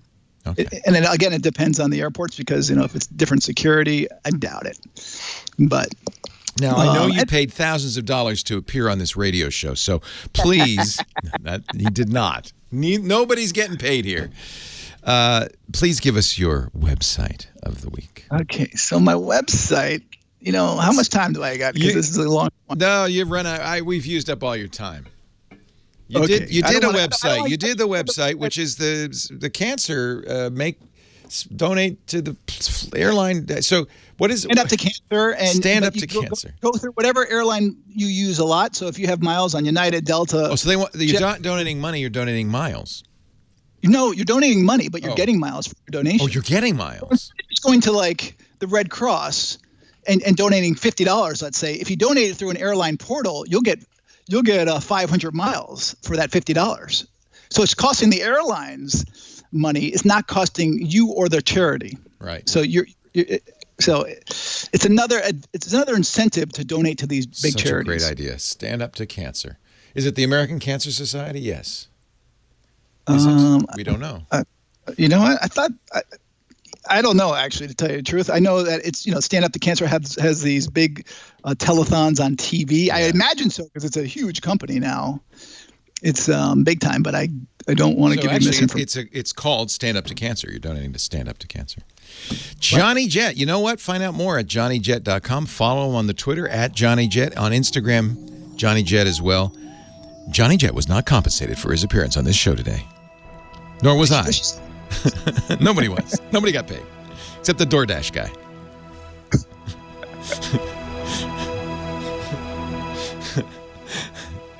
Okay, Johnny Jet. You rascal, you. All right. You did not want to tell that toe story. I know. I could tell. I'm sorry I dragged it out of you. Leo Laporte, the tech guy. The great Rick Ocasek. Man, they come in threes, right? So, we're waiting for one more. The shoe to drop. 8888 Ask Leo. Leo Laporte, the tech guy. On we go with the show to line 1, and that's Will in San Pedro, California. Hello, Will. Hello. Hello. Welcome to the show, sir. Yeah, how you doing? I'm great. What can I do for you? Good. I've been listening to you for a long time, going way back to the Ziff Davis days, in fact. Wow. That's 20 years ago. Holy moly. It's been a little... Yeah, I know it's been a little while. But anyway, I got a question, and you probably got this before. It's in regards to Google Photos. I had some photos up there, and, they were stored, on Google Photo Service, whatever that was called. Had them up there for about 2.5 years. Went to go look at my photos about 3 weeks ago. Uh-oh. Gone. No. Just absolutely. What? Is the account still there? Is the account still there? Oh, yeah. Yeah, the account's still there. But the photos went away. All the photos or just some? All the photos. All the photos. Now, what's funny, though, is they just seem to be photos before 2017. But my current photos that are in my current phone now, they seem to be, I guess, what they call syncing up there. Yeah. So one of the nice things, one of the reasons this is really bad news, because I highly recommend using Google Photos as a backup for your photos. Now, as with any backup, you shouldn't rely on just one thing. So I use iCloud, Google Photos, Amazon. If you're an Amazon Prime member, they have unlimited backup, OneDrive, and Dropbox. I think that way I'm covered. Good old-fashioned... or a hard drive. An external hard drive. Oh, hard drive. I can't trust anything in the cloud anymore. It seems like they just... Well, I've never heard of this happening, so I really want to think about what could have happened. So current stuff is being backed up. Even stuff as far back as a couple of years ago is still there. It's just pre-2017? Right. It seems like anything before 2017 is just gone. Now...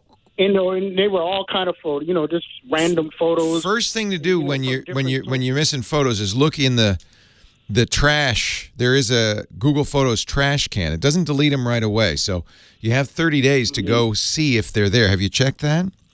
I checked that. Nothing. That's devastating. And of course, the real that would have been photos that I would have threw away, right? Delete that. Sometimes things happen. Did you look in archive as well? Yes. So you looked in trash and archives. Nothing is there. Wow. Yep. Just completely gone. So I don't know. Who knows what happens when you go out there in the cloud? Who knows who's looking at it or. Well, yeah. I mean, but honestly, Google Photos is pretty darn reliable.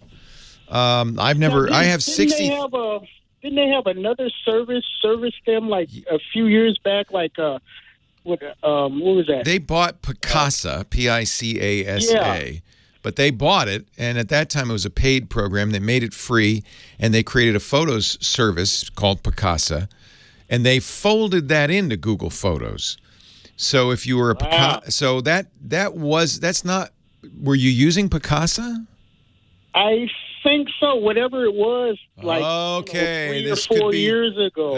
Okay, so when they folded up Picasa, I don't know if they automatically move photos into Google Photos from Picasa.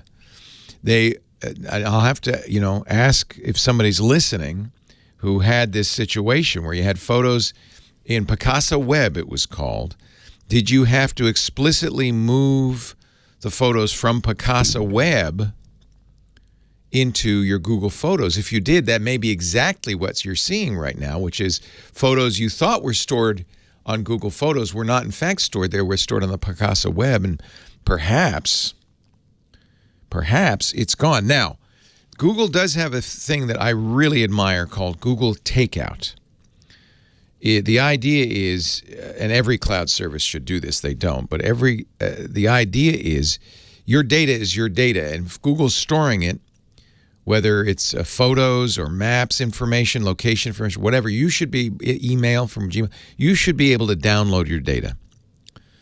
So go to takeout.google.com and just see, look through it and see if they may still have a Picasa Web place. There was probably, I would guess, a sunsetting of a year or two before they deleted whatever was on the Picasa Web.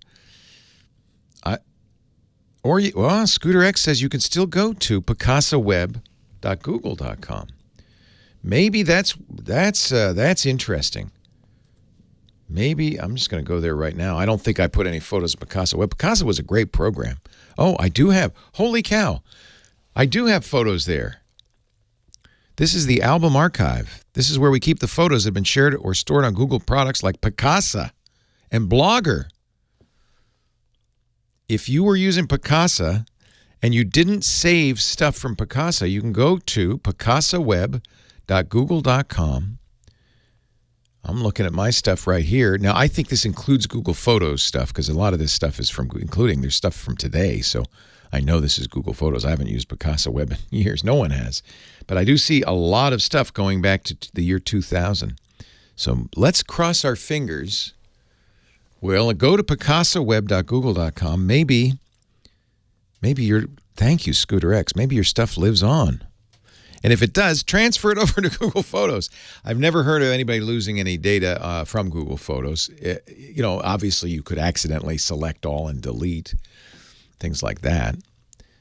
But what these cloud services do, Google, iCloud, OneDrive, Dropbox, Box, what they all do is they have multiple copies of your data on multiple servers in multiple operations centers. So there's no way that data is going to get lost because of a disaster in one center. There's multiple copies, but there's human error, and it's I think the biggest risk with Google, and the one that everybody should take seriously, Google has the right to terminate your account at any time, and if they decide that you're a bad guy, even if it's incorrect, and they kill your account, you could lose everything. So take advantage of takeout.google.com. Periodically download your data, make sure it's safe, and never trust anything to be your one and only backup. You should have multiple backups. And if you're using cloud, it's good to have cloud because you're right, a local hard drive, that's a good start. But what if there's a fire and everything's lost that's in your house? Having it up in the cloud is a relief. Plus, you're taking pictures as you get out and about on your phone, having those automatically uploaded to the cloud. When I travel, I love the idea that, in fact, the first thing I do when I get back from a day's shooting out in, on my travels is make a copy to my phone or my iPad and have that backed up to the cloud behind the scenes. Sometimes it takes all night, but then I know if my luggage is lost, if all my equipment gets destroyed during our trip, I still will have a copy of my photos. Maybe not the original copy. Google Photos, unless you pay extra, will not store originals. They store what they call high quality copies. They store JPEGs of your, but at least you'd have your images. They'd be there somewhere. Amazon, if you're an Amazon Prime member, does allow you to store originals up there. Apple's iCloud will as well, but you have to pay for extra storage. Most people, have enough. I have a terabyte of photos, so I have to pay for a lot of storage. But that's, for me, that's since the year 2000 when I started taking digital pictures, and plus a bunch of scanned photos from earlier years. I don't want to lose those. Take good care of those. Our Tech Guy podcast brought to you today by a fabulous company known as Capterra. Capterra is a lifesaver for anybody who uses computers at work. Who doesn't use? The guy fixes generators. Does he use a computer at work? Yes. Who doesn't? But a lot of times, the software that they're making you use, is terrible.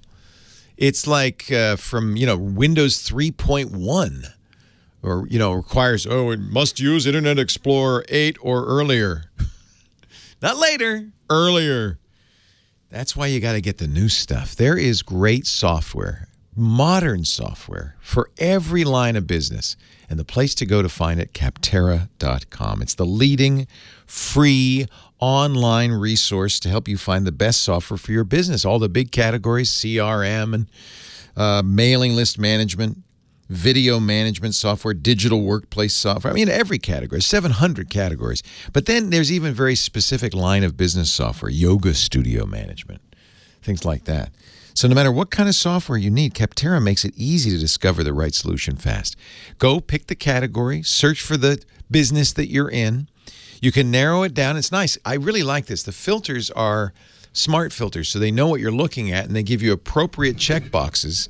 So if it's yoga studio management, they'll say, do you want to sell yoga mats? Do you want to book clients? It has all the little features specifically for that kind of software.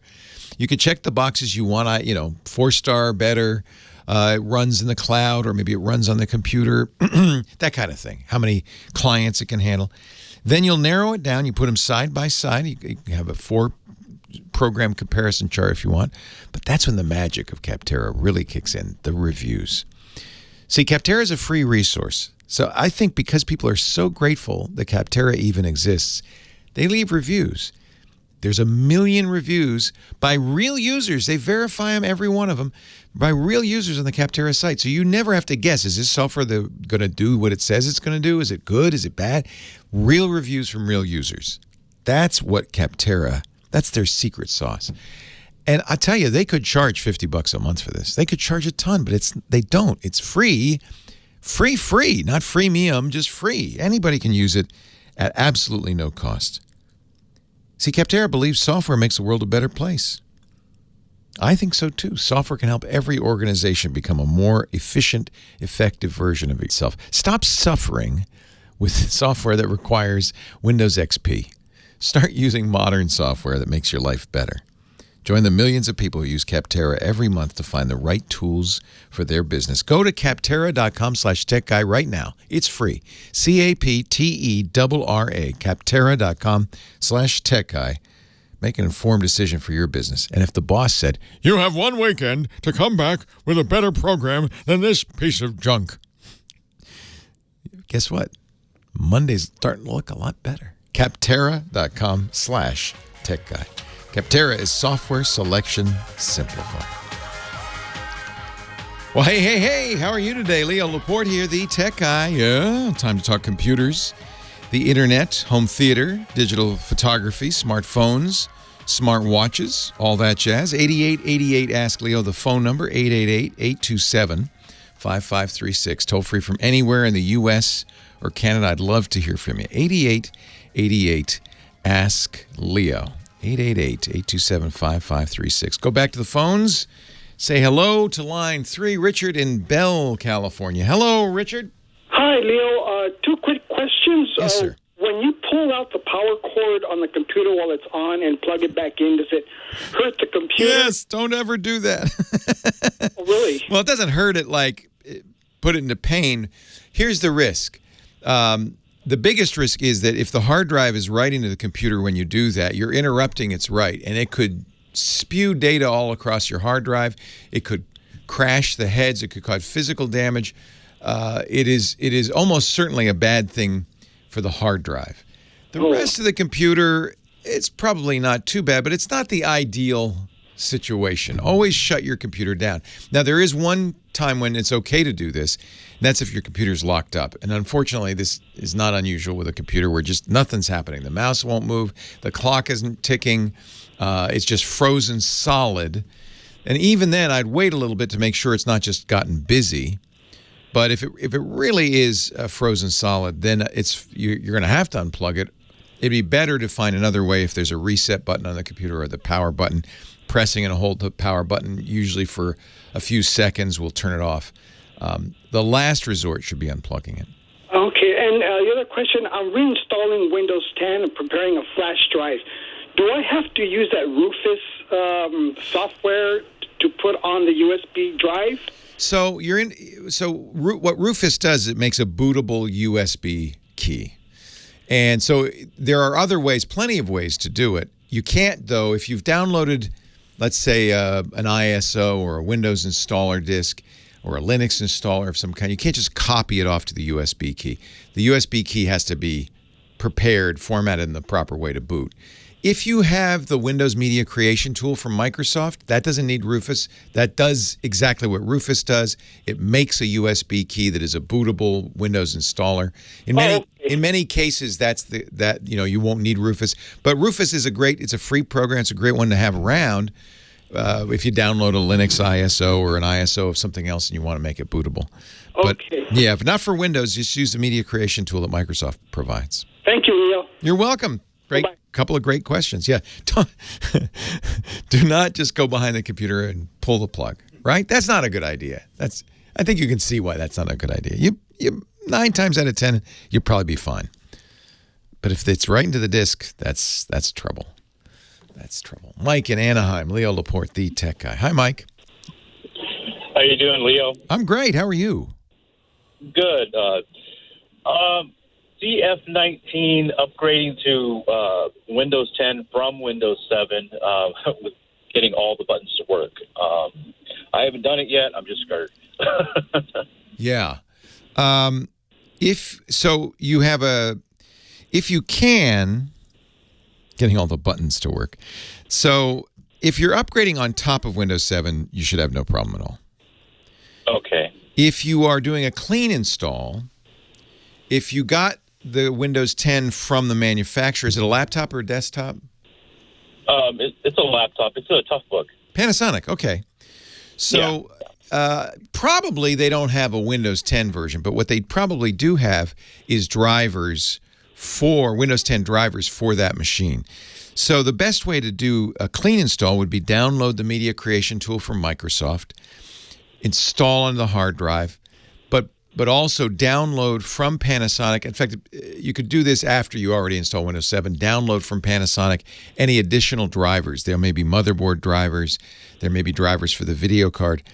If they have Windows 10 drivers for that particular model, that's the drivers you want. Okay, I will also want to upgrade the hard drive from the mechanical hard drive to the solid state. Right on. This is a good time to do it, right? Because you're going to end up with a blank drive, but you're going to make the install anyway. Yeah, that's a great idea. So should I do that first? Yes. So here's the ideal way to do that. First of all, check to make sure that it's easy enough to open the Panasonic. Most laptops, you can open them up and you'll see where the drive is. Sometimes the drive is buried inside the guts.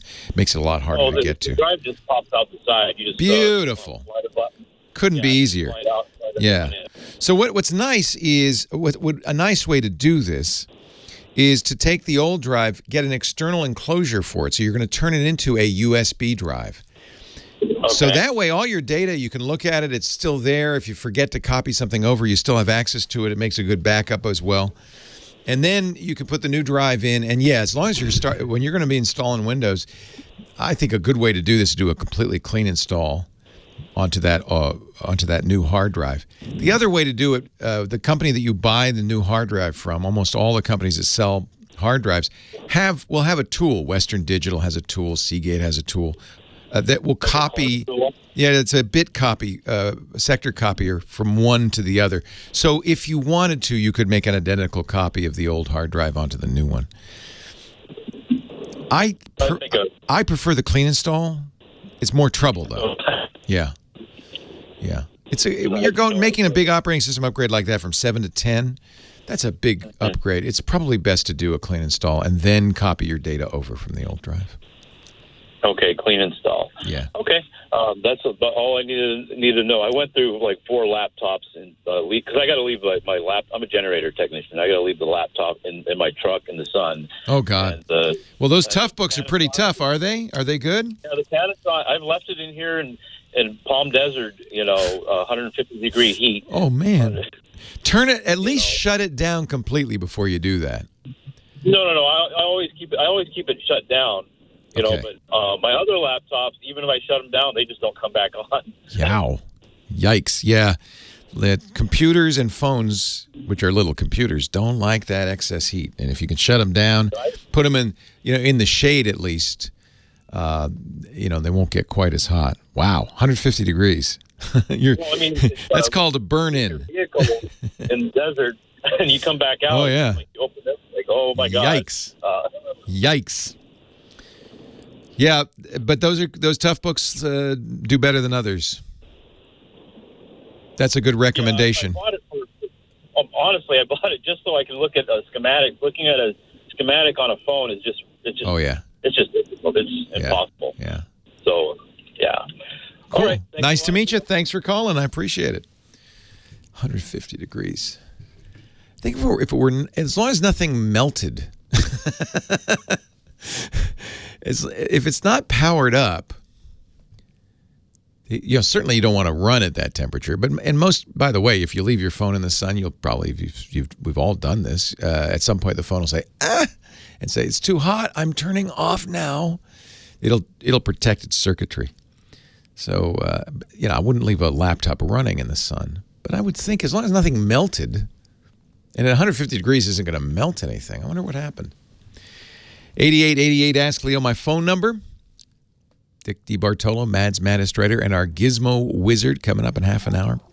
8888 Ask Leo, the phone number. Website where we put all the info, all the links, techguylabs.com. That's free, no sign up, no charge. It's just there for you. techguylabs.com.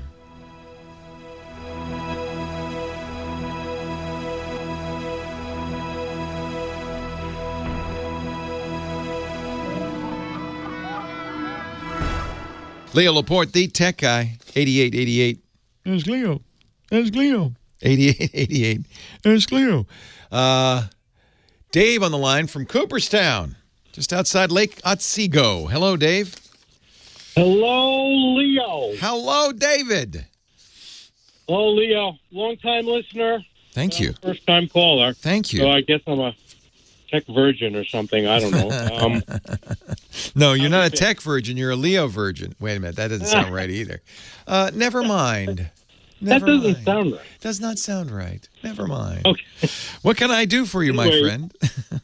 Love the show. I'm very grateful to you for all the years I've listened, and thank goodness for the Tech Guys show. Thank you. Thank you. So I have resisted migrating from Windows 7 to Windows 10.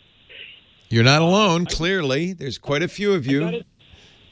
I got to tell you, Leo, Windows, I used to think that, that they had finally got what they wanted when they got Windows 7, and they should have just left it alone. And then all of a sudden they decided they wanted to be like Apple and sell things to you all the time. And I have to tell you, since I've done this to 10, I'm really unhappy because everything's linked to selling things and all kinds of other stuff. They put ads in your start menu.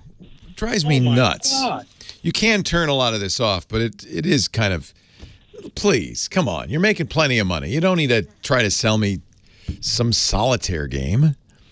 Yeah. Yeah. And it's always, they always want you to register and sign in and do this, and it's driving me nuts. Anyway, here's what happened. Because I have had multiple software and hardware issues because of the migration. My Photo Smart printer, which I love, HP, was a wide format 13 by 19. That stopped working altogether. HP will not support drivers for Windows 10 for it. And I have tried every place to find some. I'm hoping maybe one of your listeners might know. Well, I mean, then this is not Microsoft's fault. That's HP's fault. They just decided, we're done with that printer. You should buy a new one.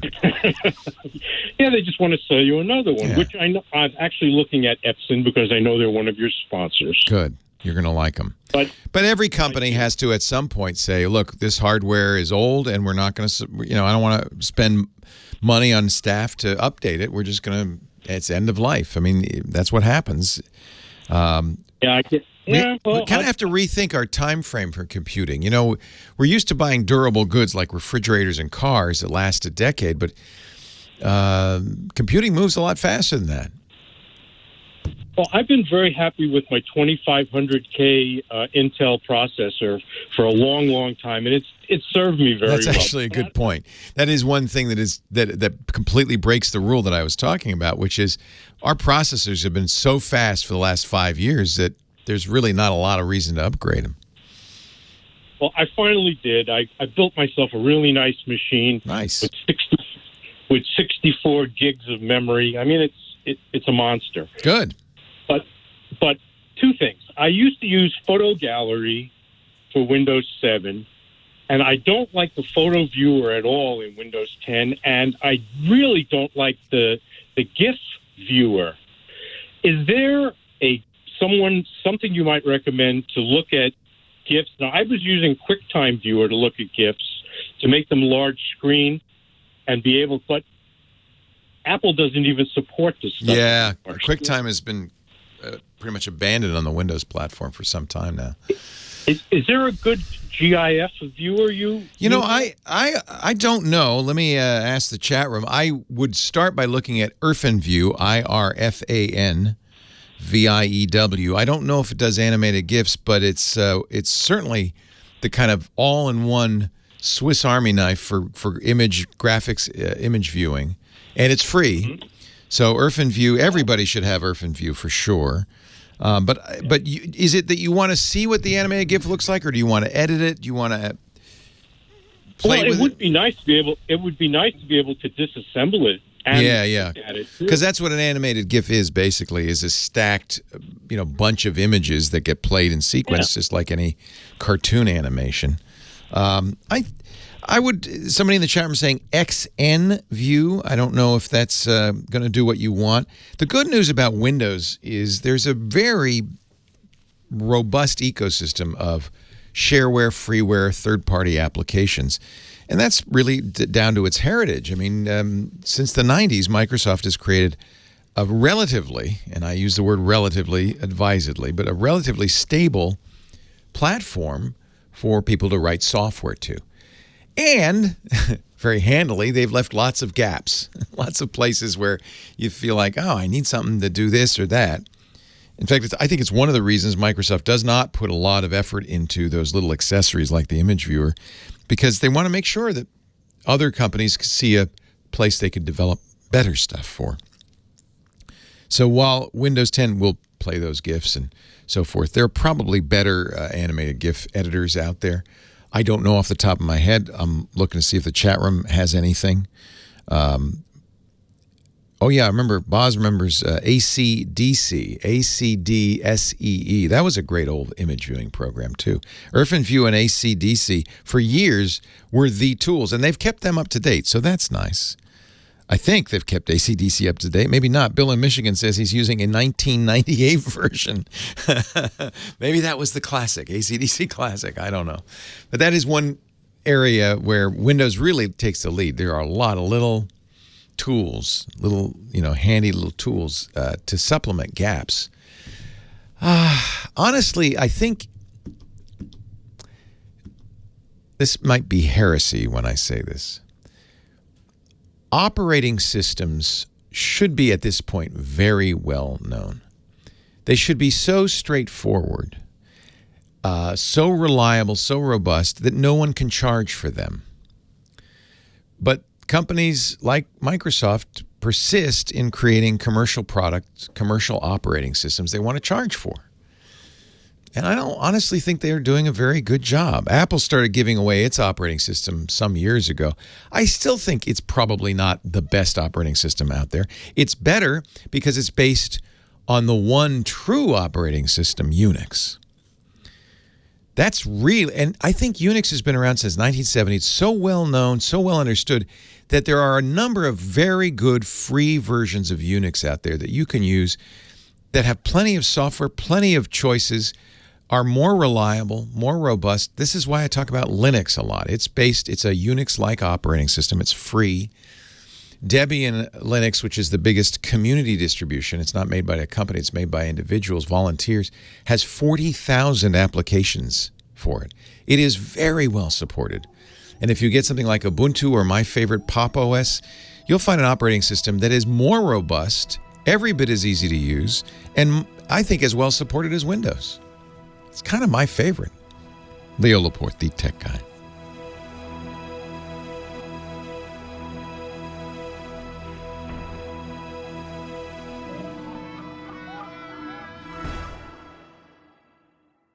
Is it Saturday night already? All right, let's get in a fight. Leo Laporte, no. Leo Laporte, the tech guy. 8888 Ask Leo. Dick DeBartolo coming in a bit. Sharon on the line from Los Angeles. Hi, Sharon. Thanks for hanging on. Thank you. Welcome to the show. What can I do for you? Well, I'm a dinosaur. We should start a dinosaur club. No, even dinosaurs can use technology, right? Well, I'm trying. Smartphones are smarter than me.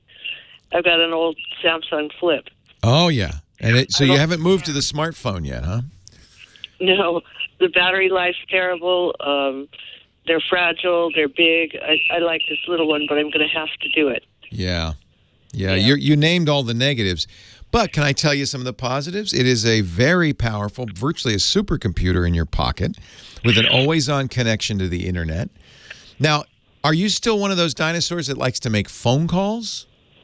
Absolutely. Okay. So I have to point out that Apple at their event last week, talking about the brand new iPhone 11, did not mention phone calls once. I believe it. Somebody said, I think what John Gruber said, they just should call it the iCamera. It isn't a phone anymore. It's a camera. It's an internet device. It's how you get your email. And most of the younger generation doesn't make phone calls anymore. They text each other. They use messages. I know. Or Snapchat. Yeah. But you still want to make phone calls, huh? I do. And my situation is that I'm taking a basic computer class locally. How exciting. Good for you. It's pretty interesting. And they're using Windows 6, Word 16. I have work to do that I have to send out regularly. And I'm familiar with my really old Word program. Right. And I'm wondering if I can install the Windows 16 and keep the old one until I get familiar with the new one so I can still do my work uninterrupted. Now, I don't want to undermine the instructor, but I will tell you, you can use Microsoft Office for free on the web in any browser, including on your smartphone or your laptop or your desktop. Now, I don't know if you need to use the full installed version of Microsoft Word 2016. But I bet you everything that he's showing you, you could do in the web-based version of it. So that's one simple thing. You don't have to install anything. Yes, you could keep your old version. If I do install the Windows 2016 or the Word 2016. Yeah, it'll overwrite your old version. So I can't have both. Well, I'm sure there's a way you could do it. That's an interesting question. You're on Windows? Yeah. Yeah. I don't know. Installing Word 2016 will normally, when you... Is he having you buy it?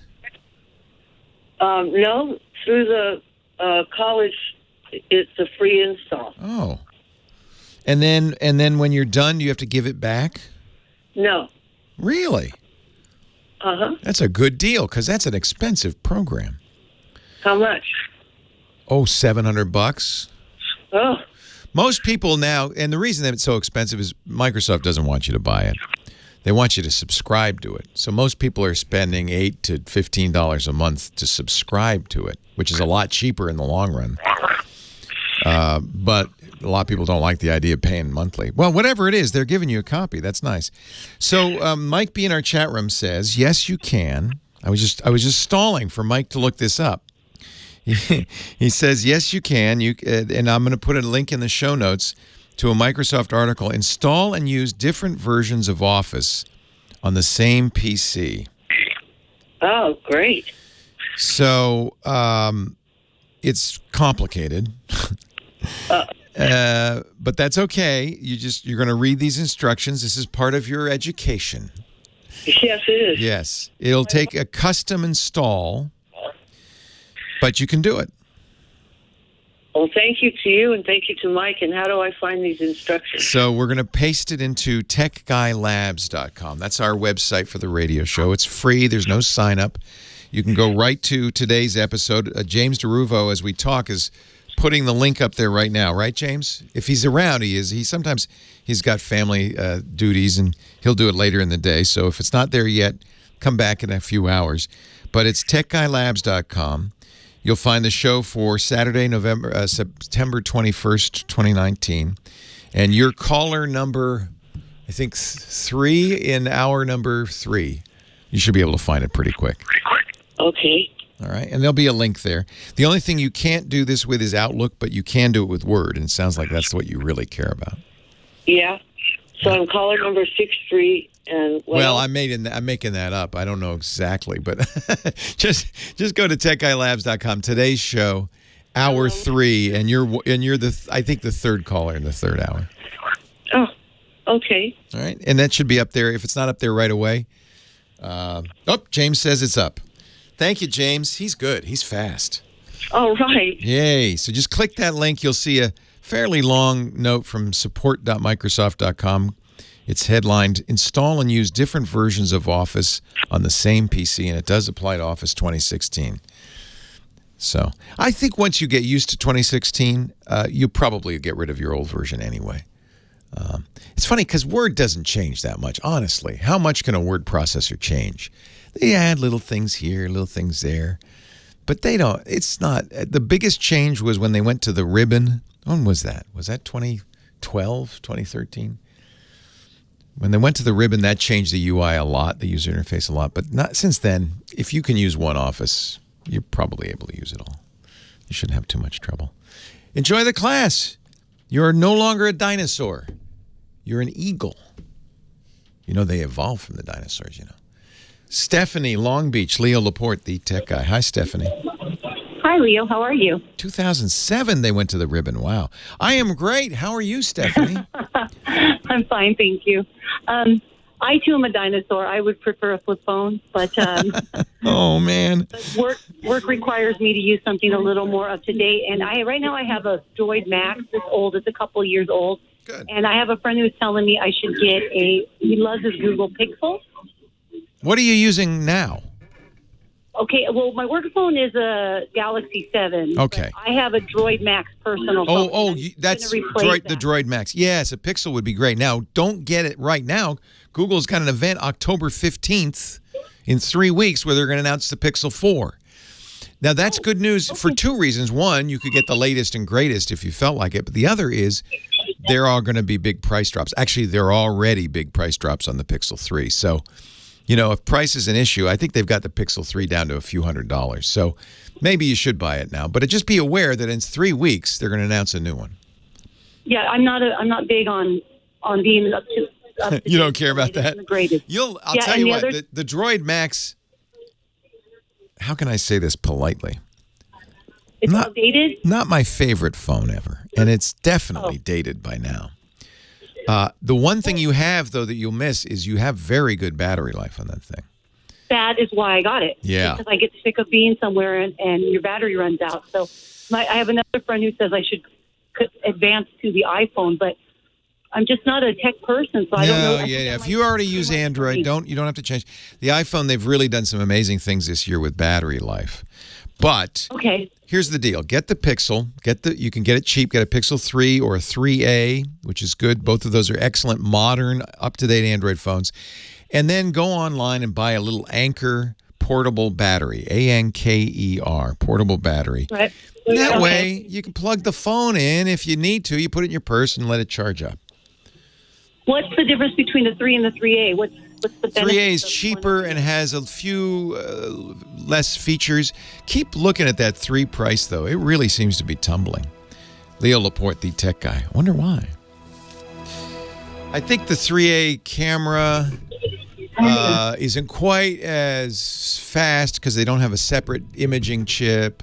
3A is pretty good. If price is an object, get it the 3A. Okay, yes. No, I just want something that's up to date a little bit. Well, here's the deal. The real problem with Android, and it's not a problem on the Apple side, but it's a real problem on Android, is the older phones don't get updated.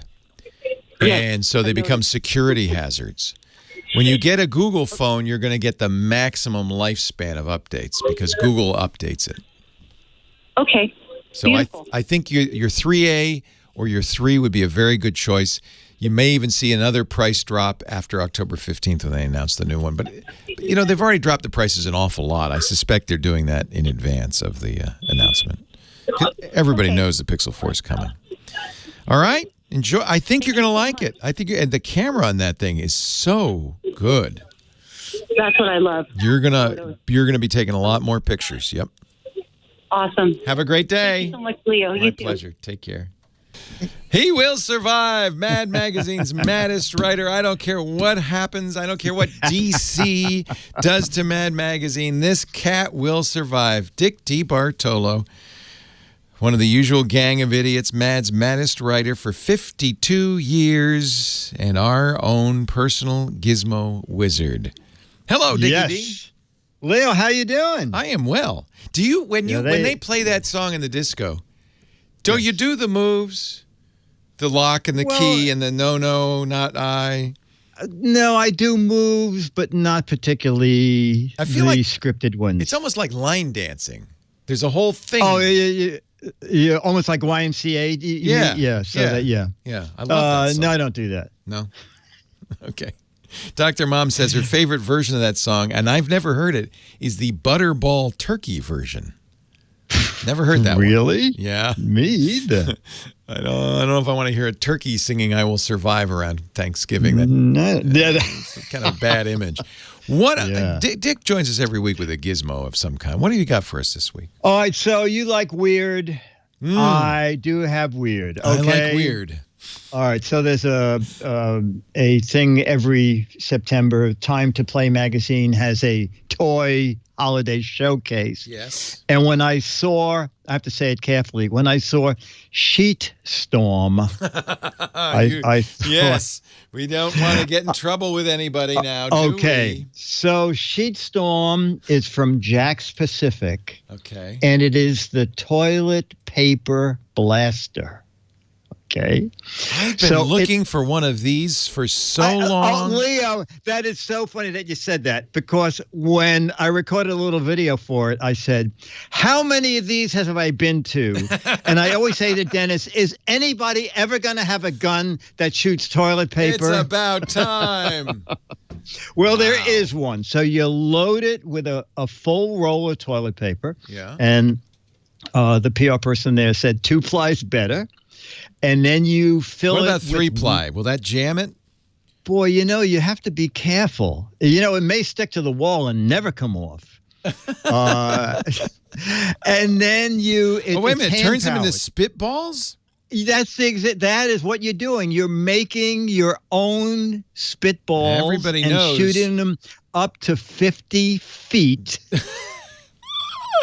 Everybody knows the best spitballs are made with toilet paper, of course. Exactly. And you want a quality brand, and preferably new toilet paper. It is. This looks so great. I've got to. This is like a Nerf weapon. It's pump action.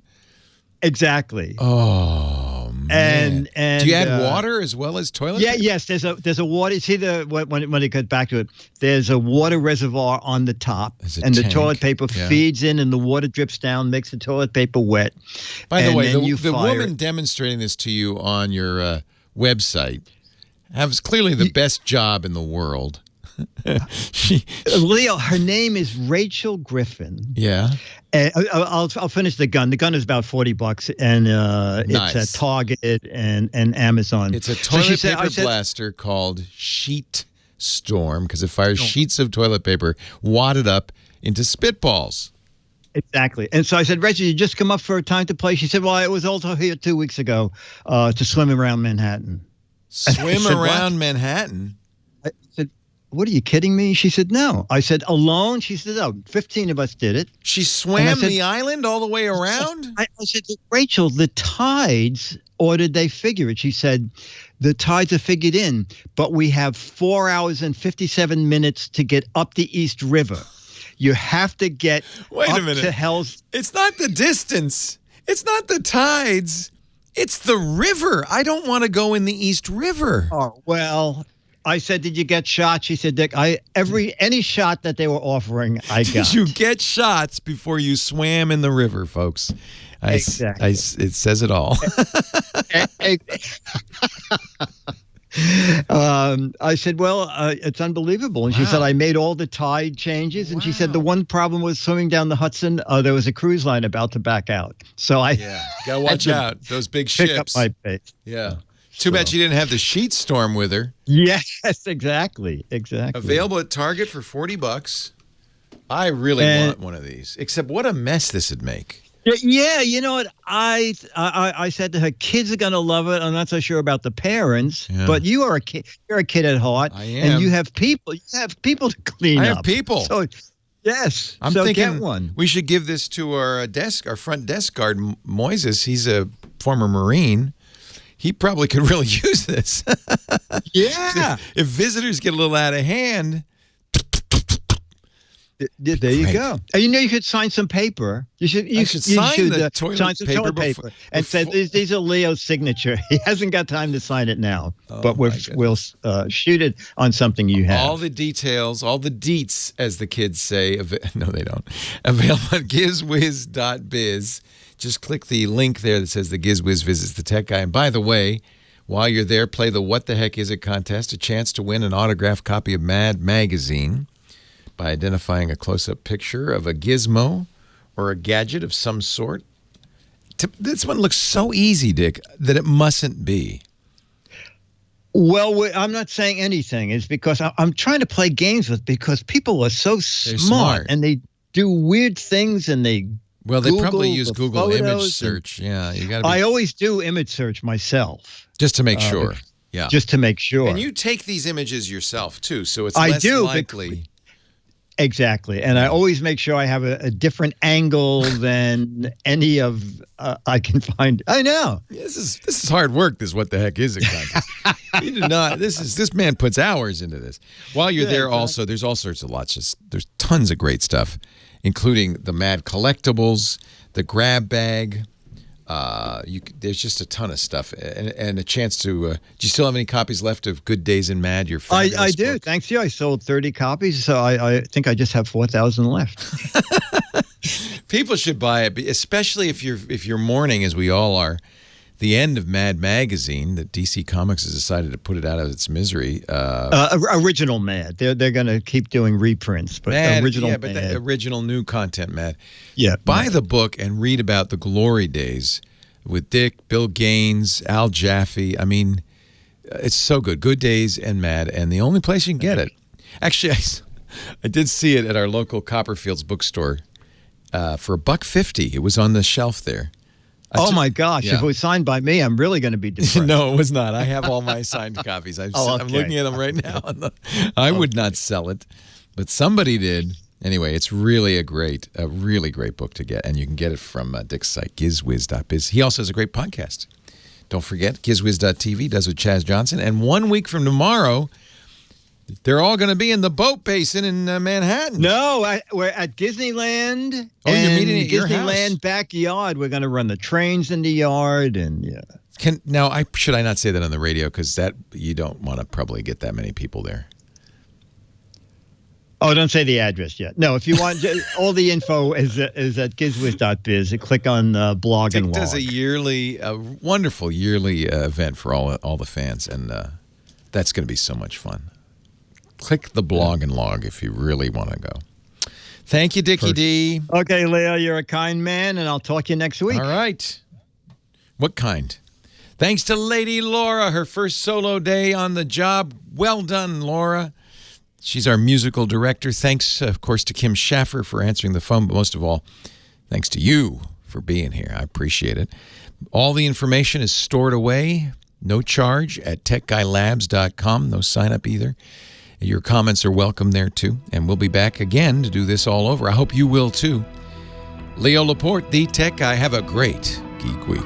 Bye-bye. Well, that's it for the Tech Guy Show for today. Thank you so much for being here.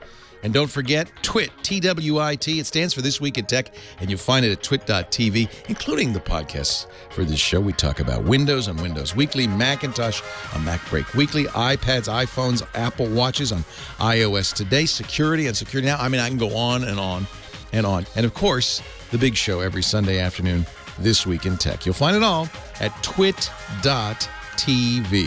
And I'll be back next week with another great Tech Guys show. Thanks for joining me. We'll see you next time.